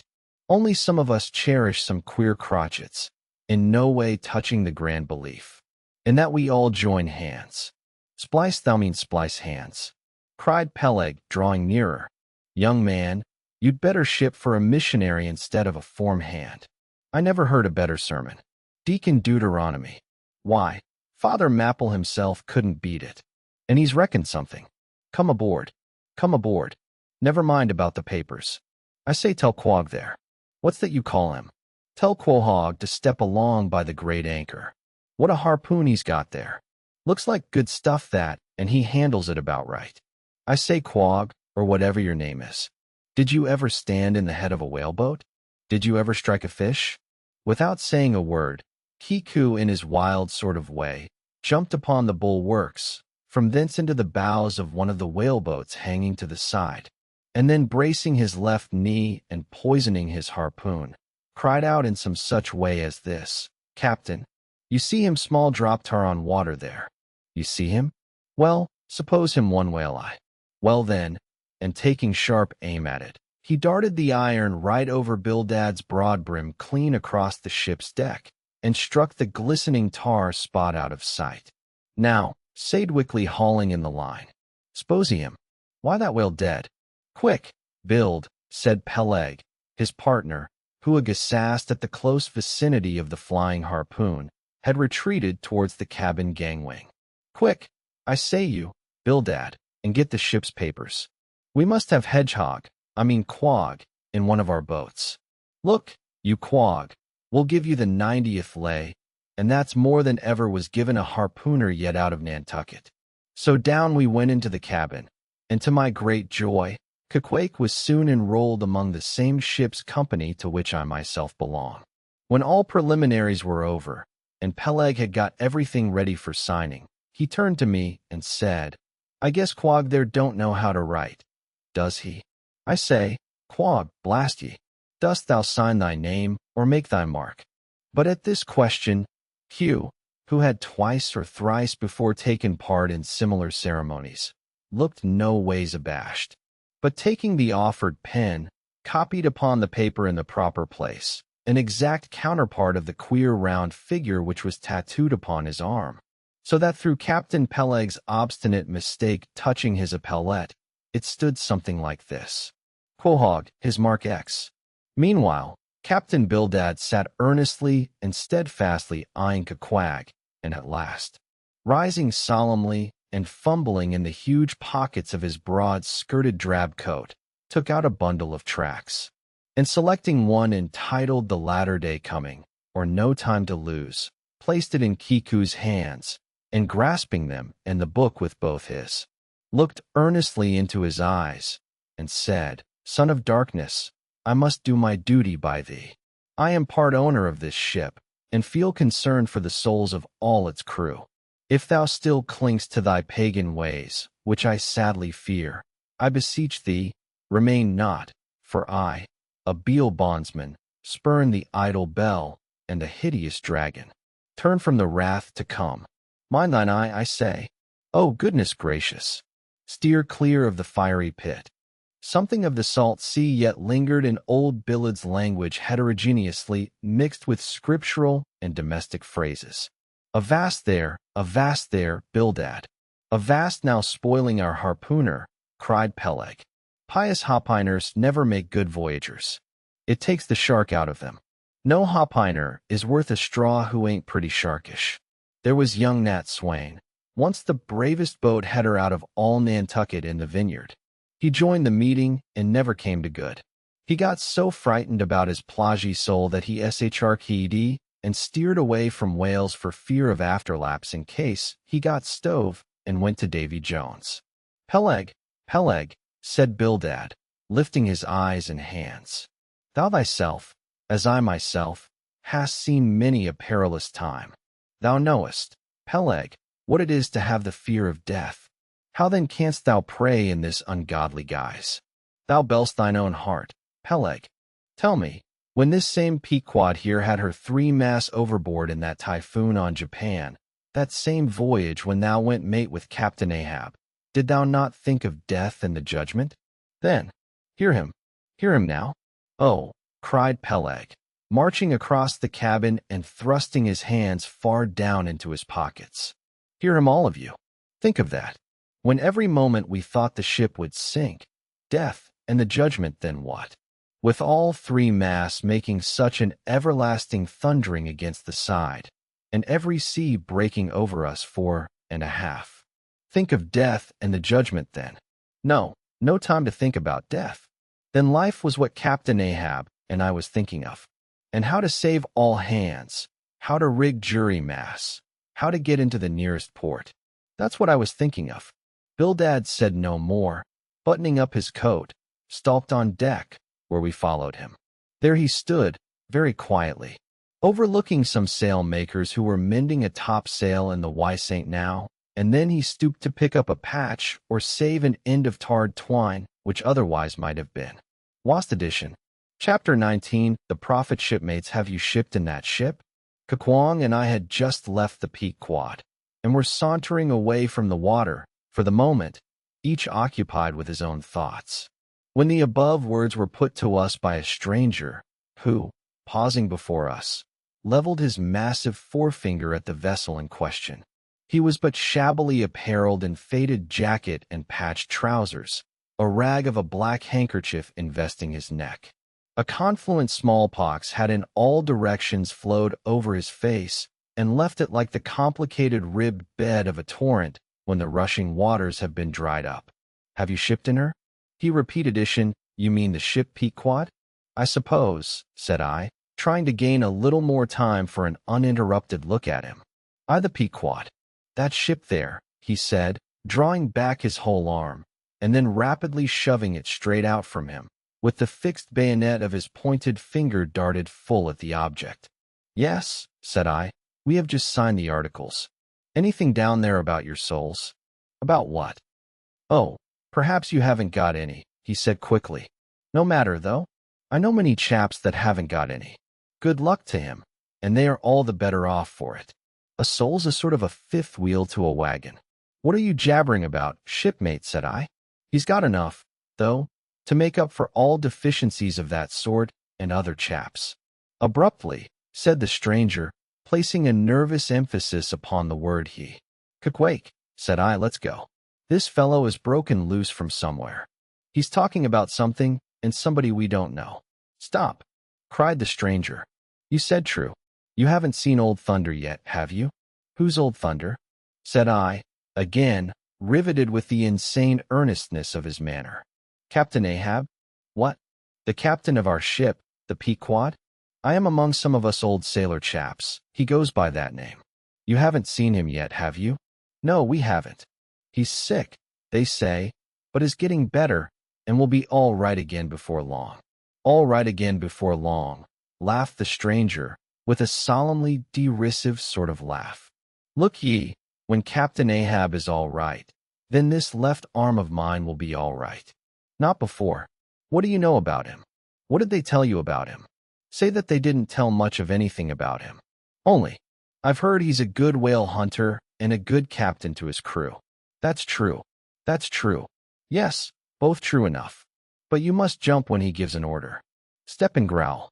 Growl and go. That's the word with Captain Ahab. But nothing about the thing that happened to him off Cape Horn long ago when he lay like dead for 3 days and nights. Nothing about that deadly scrimmage with the Spaniard before the altar in Santa. Heard nothing about that, eh? Nothing about the silver calabash he spat into. And nothing about losing his leg last voyage according to the prophecy. Didn't you hear a word about the matters and something more, eh? No, I don't think you did. How could you? Who knows it? Not all Nantucket, I guess. But how's ever my app you've heard tell about the leg and how he lost it? You have heard of that, I dare say. Oh yes, that everyone knows him, I mean. They know he's only one leg, and that Aparma said he took the other off." "My friend," said I, "what all this gibberish of yours is about, I don't know, and I don't much care, for it seems to me that you must be a little damaged in the head.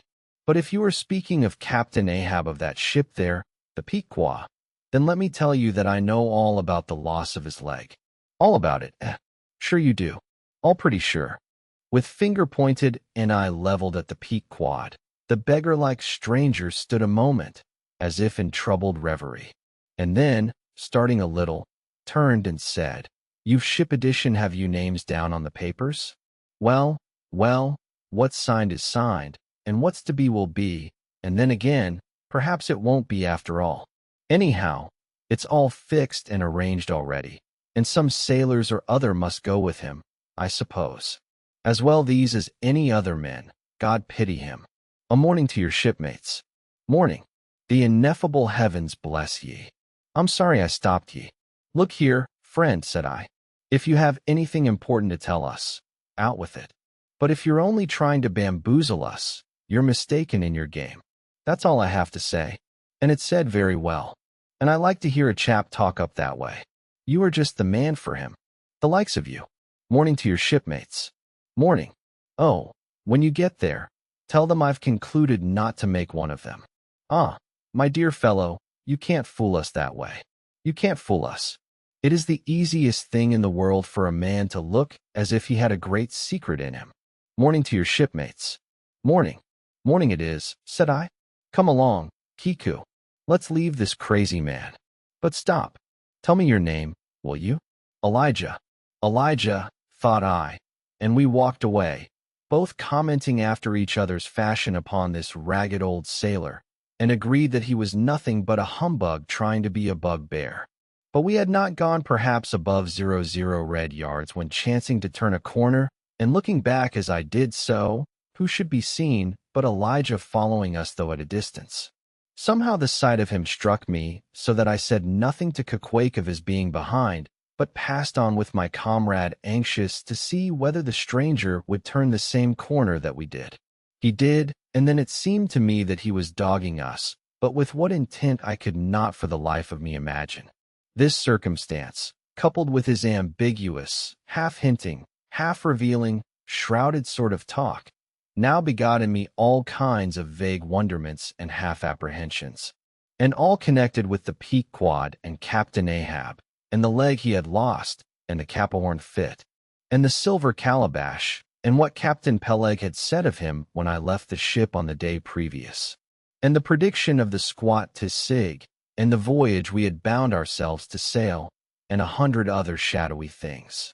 I was resolved to satisfy myself whether this ragged Elijah was really dogging us or not, and with that intent crossed the way with Kiku, and on that side of it retraced our steps. But Elijah passed on without seeming to notice us.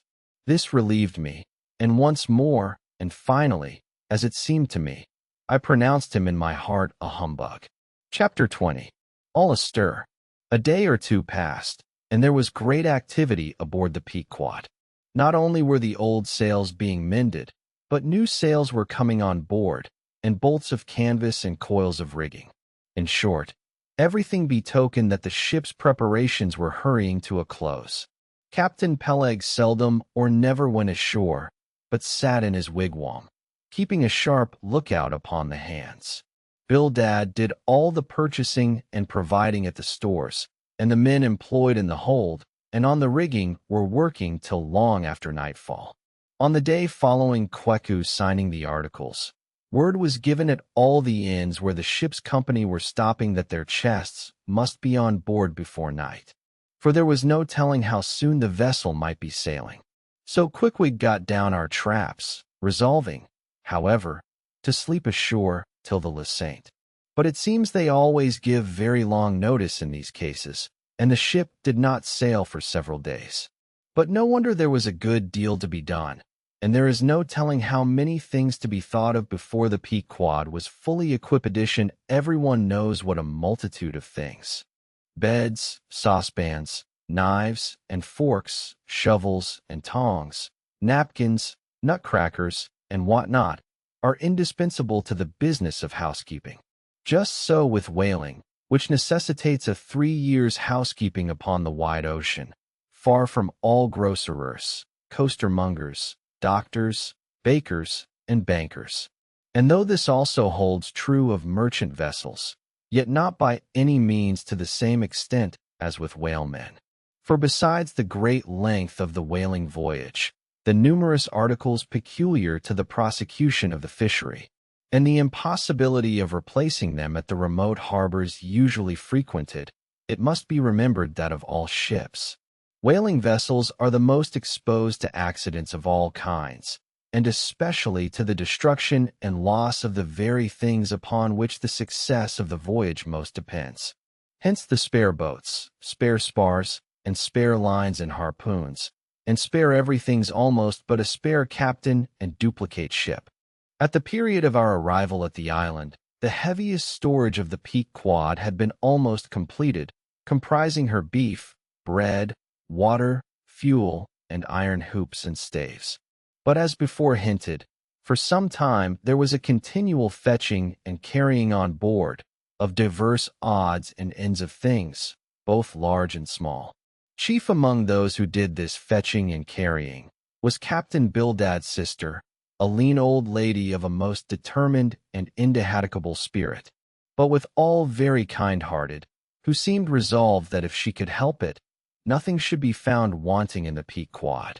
After once fairly getting to sea, at one time she would come on board with a jar of pickles for the steward's pantry, another time with a bunch of quills for the chief mate's desk where he kept his log, a third time with a roll of flannel for the small of someone's rheumatic back. Never did any woman better deserve her name, which was Charity, Aunt Charity, as everyone called her. And like a sister of Charity, did this charitable Aunt Charity bustle about hither and thither, ready to turn her hand and heart to anything that promised to yield safety, comfort, and consolation to all on board a ship in which her beloved brother Bildad was concerned, and in which she herself owned a score or two of well-saved dollars. But it was startling to see this excellent-hearted Quakeress coming on board, as she did the last day, with a long oil ladle in one hand and a still longer whaling lance in the other. Nor was Bildad himself, nor Captain Peleg at all backward. As for Bildad, he carried about with him a long list of the articles needed, and at every fresh arrival, down went his mark opposite that article upon the paper. Every once in a while, Peleg came hobbling out of his whalebone den, roaring at the men down the hatchways, roaring up to the riggers at the masthead, and then concluding by roaring back into his wigwam. During these days of preparation, Kiku and I often visited the craft, and as often I asked about Captain Ahab, and how he was, and when he was going to come on board his ship. To these questions they would answer that he was getting better and better, and was expected aboard every day.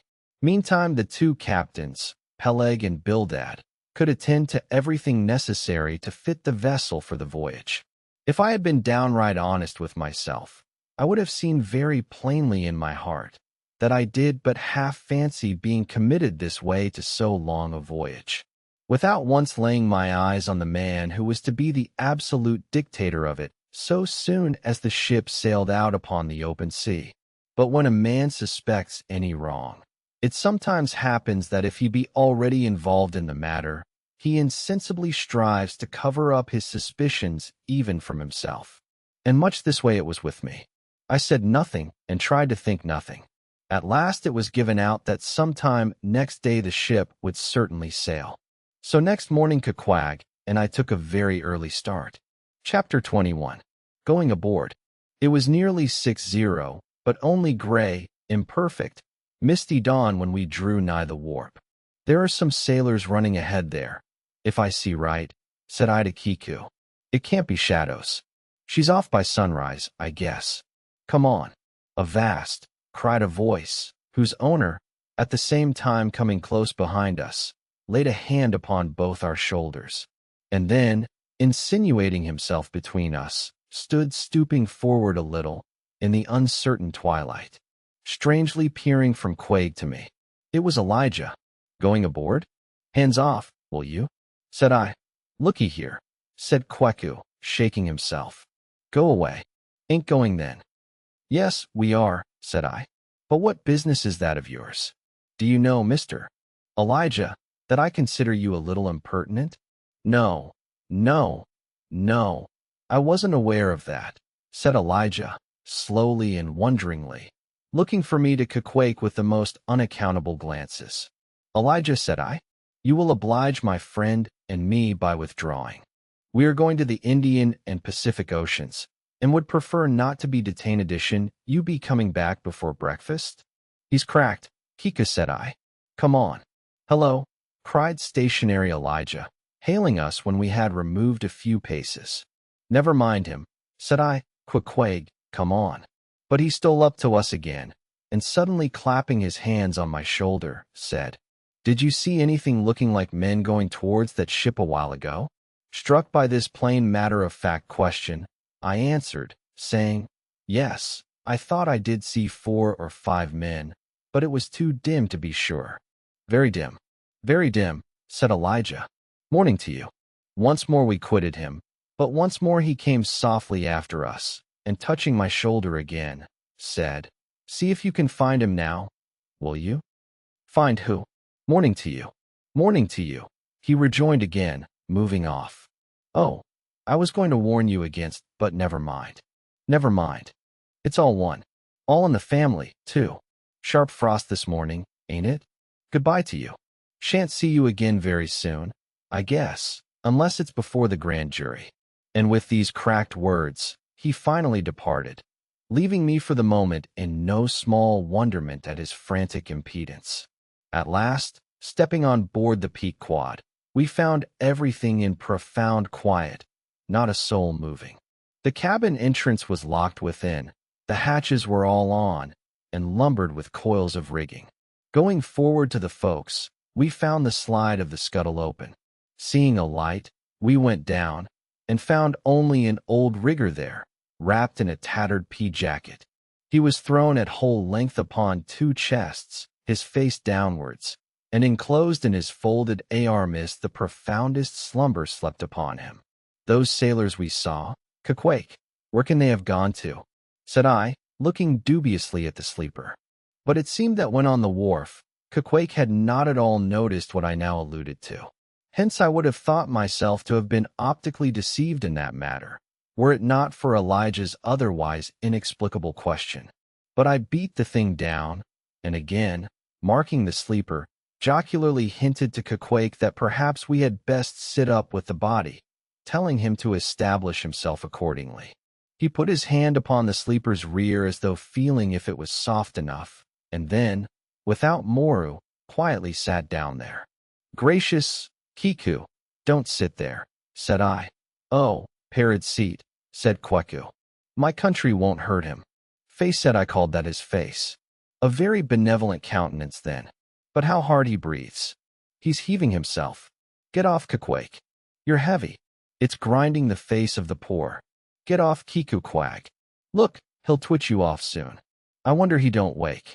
Queequeg removed himself to just beyond the head of the sleeper and lighted his tomahawk pipe. I sat at the feet. We kept the pipe passing over the sleeper and from one to the other.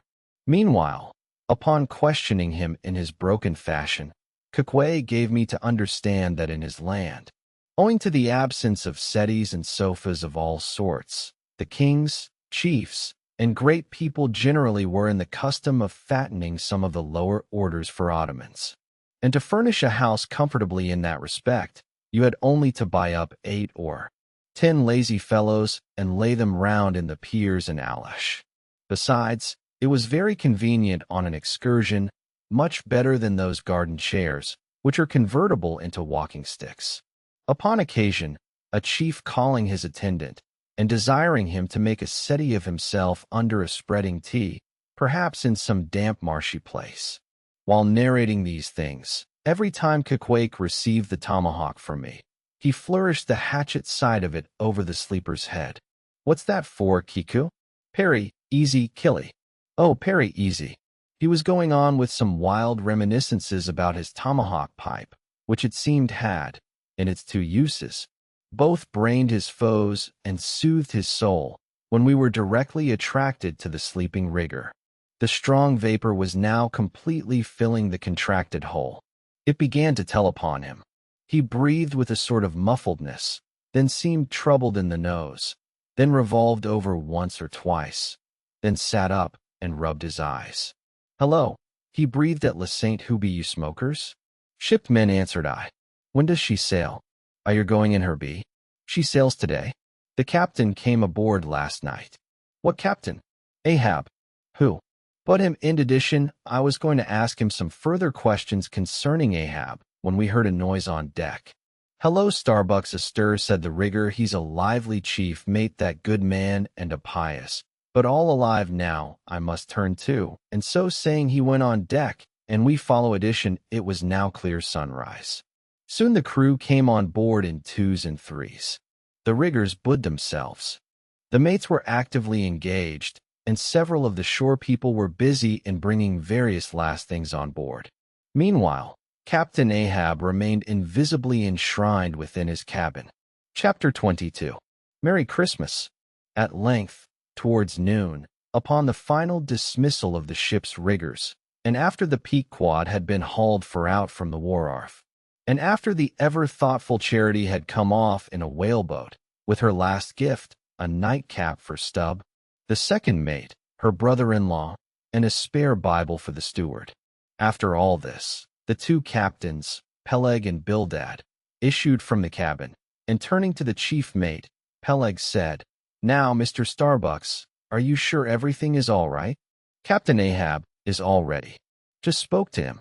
Nothing more to be got from shore." "Well, call all hands then.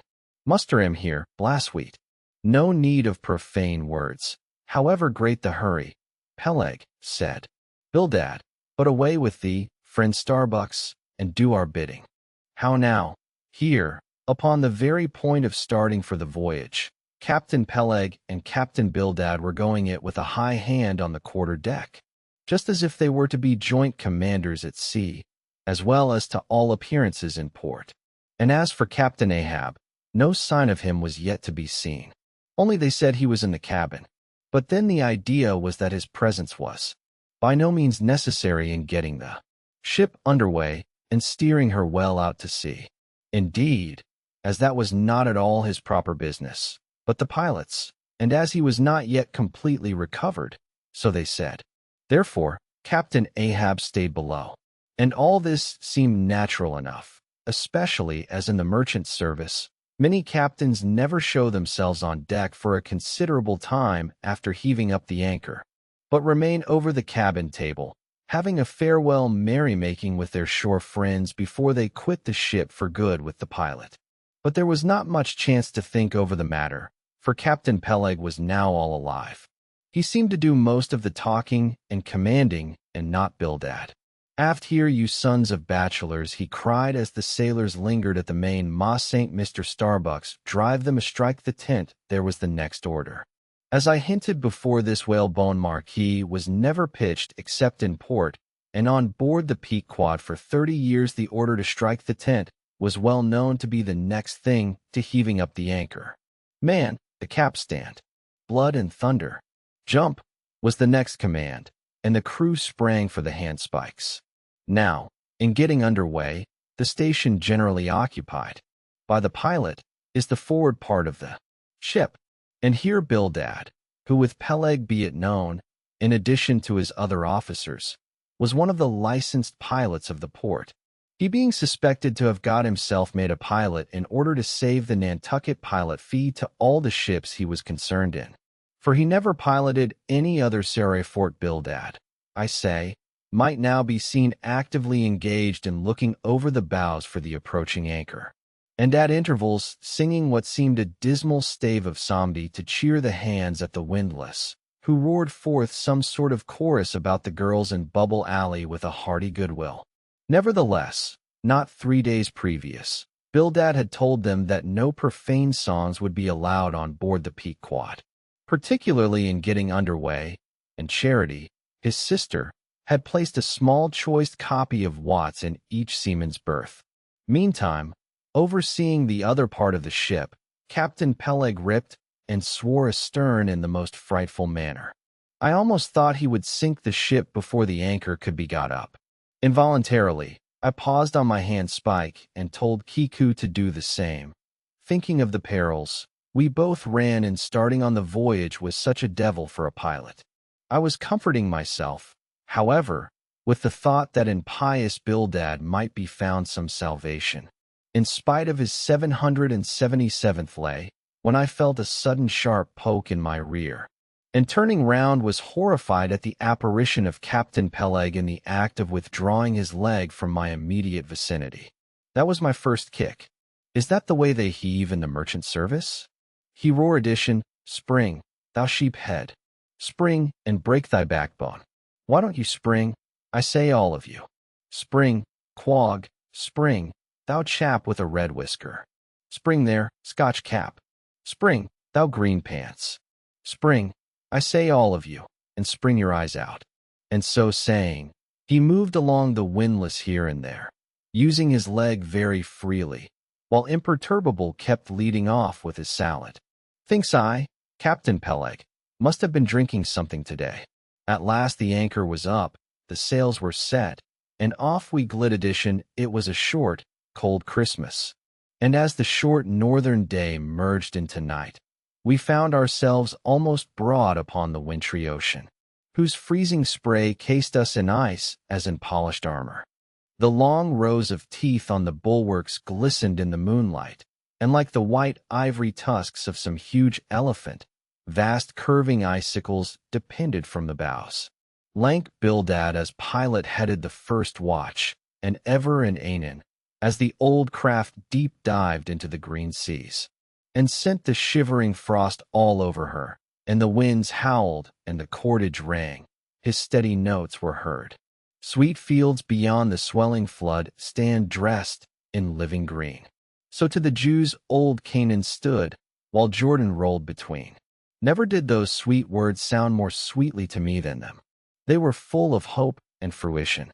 In spite of this frigid winter night in the boisterous Atlantic, spite of my wet feet and wetter jacket, there was yet, it then seemed to me, many a pleasant haven in store, and messes and glades so eternally vernal that the grass shot up by the spring, untrodden, unwilted, remains at midsummer. At last we gained such an offing that the two pilots were needed no longer. The stout sailboat that had accompanied us began ranging alongside. It was curious and not unpleasing how Peleg and Bildad were affected at this juncture, especially Captain Bildad. For loath to depart yet, very loath to leave for good a ship bound on so long and perilous a voyage beyond both stormy capes.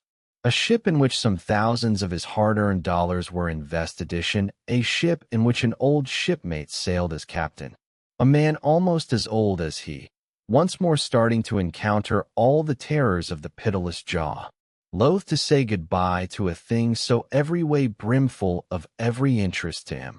Poor old Bildad lingered long, paced the deck with anxious strides, ran down into the cabin to speak another farewell word there, again came on deck, and looked to windward, looked towards the wide and endless waters, only bounded by the far-off, unseen eastern continents, looked toward the land, looked aloft, looked right and left, looked everywhere and nowhere, and at last mechanically coiling a rope upon its pin, convulsively grasped stout Peleg by the hand, and holding up a lantern for the moment, stood gazing heroically in his face. As much to say, nevertheless, friend Peleg, I can stand it. Yes, I can. As for Peleg himself, he took it more like a philosopher. But for all his philosophy, there was a tear twinkling in his eye when the lantern came too near, and he too did not a little run from cabin to deck. Now a word below, now a word with Starbucks the chief mate. But at last he turned to his comrade with a final sort of look about him. Captain Bildad, come old shipmate. We must go back the Maynard there. Boy, stand by to come close alongside now. Careful, careful. Come, Bill. Dad boy, say your Lasaint luck to you, Starbucks. Luck to you, Mr. Stubb. Luck to you, Mr. Flask. Goodbye and good luck to you all. And this day, 3 years, I'll have a hot supper smoking for you in old Nantucket. Hurrah and away. God bless you, and have you in his holy keeping. Men, murmured old Bildad almost incoherently. I hope you'll have fine weather now, so that Captain Ahab may soon be moving among you. A pleasant sun is all he needs, and you'll have plenty of them in the tropic voyage you go. Be careful in the hunt, you mates. Don't stave the boats needlessly, you hopiners. Good white cedar plank is raised full 3% within the year. Don't forget your prayers either. Mr. Starbucks, mind that cooper. Don't waste the spare staves. Oh, the sail needles are in the green locker. Don't whale it too much on the Lord's days, men. But don't miss a fair chance either. That's rejecting heaven's good gifts. Have an eye to the molasses, tears, Mr. Stubb. It was a little leaky, I thought.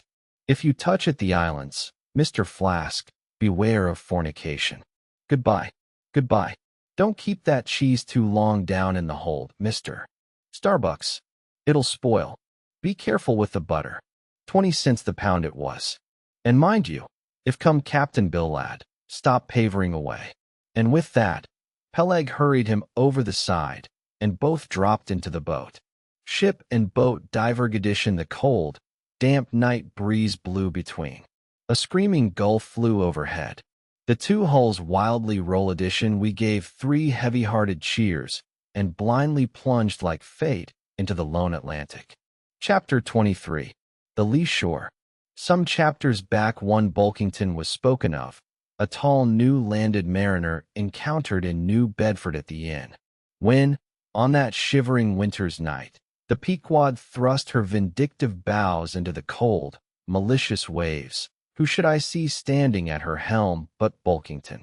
I looked with sympathetic awe and fearfulness upon the man, who in mid-inter just landed from a, for years dangerous voyage, could so unrestingly push off again for still another tempestuous to whom the land seemed scorching to his feet. Wonderful things are ever the unmentionable. Deep memories yield no epitaphs. This 6 inches chapter is the stoneless grave of Buellington. Let me only say that it fared with him as with the storm-tossed ship that miserably drives along the lured land. The port would fain give succor. The port is pitiful.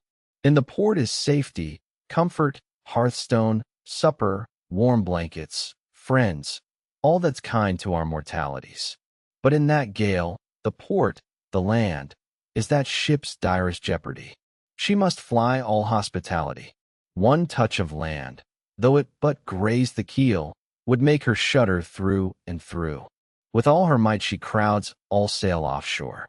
In so doing fights against the very winds that fain would blow her homeward, seeks all the lashed sea's landlessness again, for refuge's sake, forlornly rushing into peril her only friend, her bitterest foe. Know ye now, Bulkington, glimpses do you seem to see of that mortally intolerable truth that all deep earnest thinking is but the intrepid effort of the soul to keep the open independence of her sea, while the wildest winds of heaven and earth conspire to cast her on the treacherous slavish shore. But as in landlessness alone resides highest truth, shoreless, indefinite as God, so better it is to perish in that howling infinite than be ingloriously dashed upon the lee, even if that were safety. For worm-like then, oh, who would crave and crawl to land? Terrors of the terrible, is all this agony so vain? Take heart, O Bington. Bear thee grimly, demigod. Up from the spray of thy ocean perishing. Straight up leaps thy apotheosis.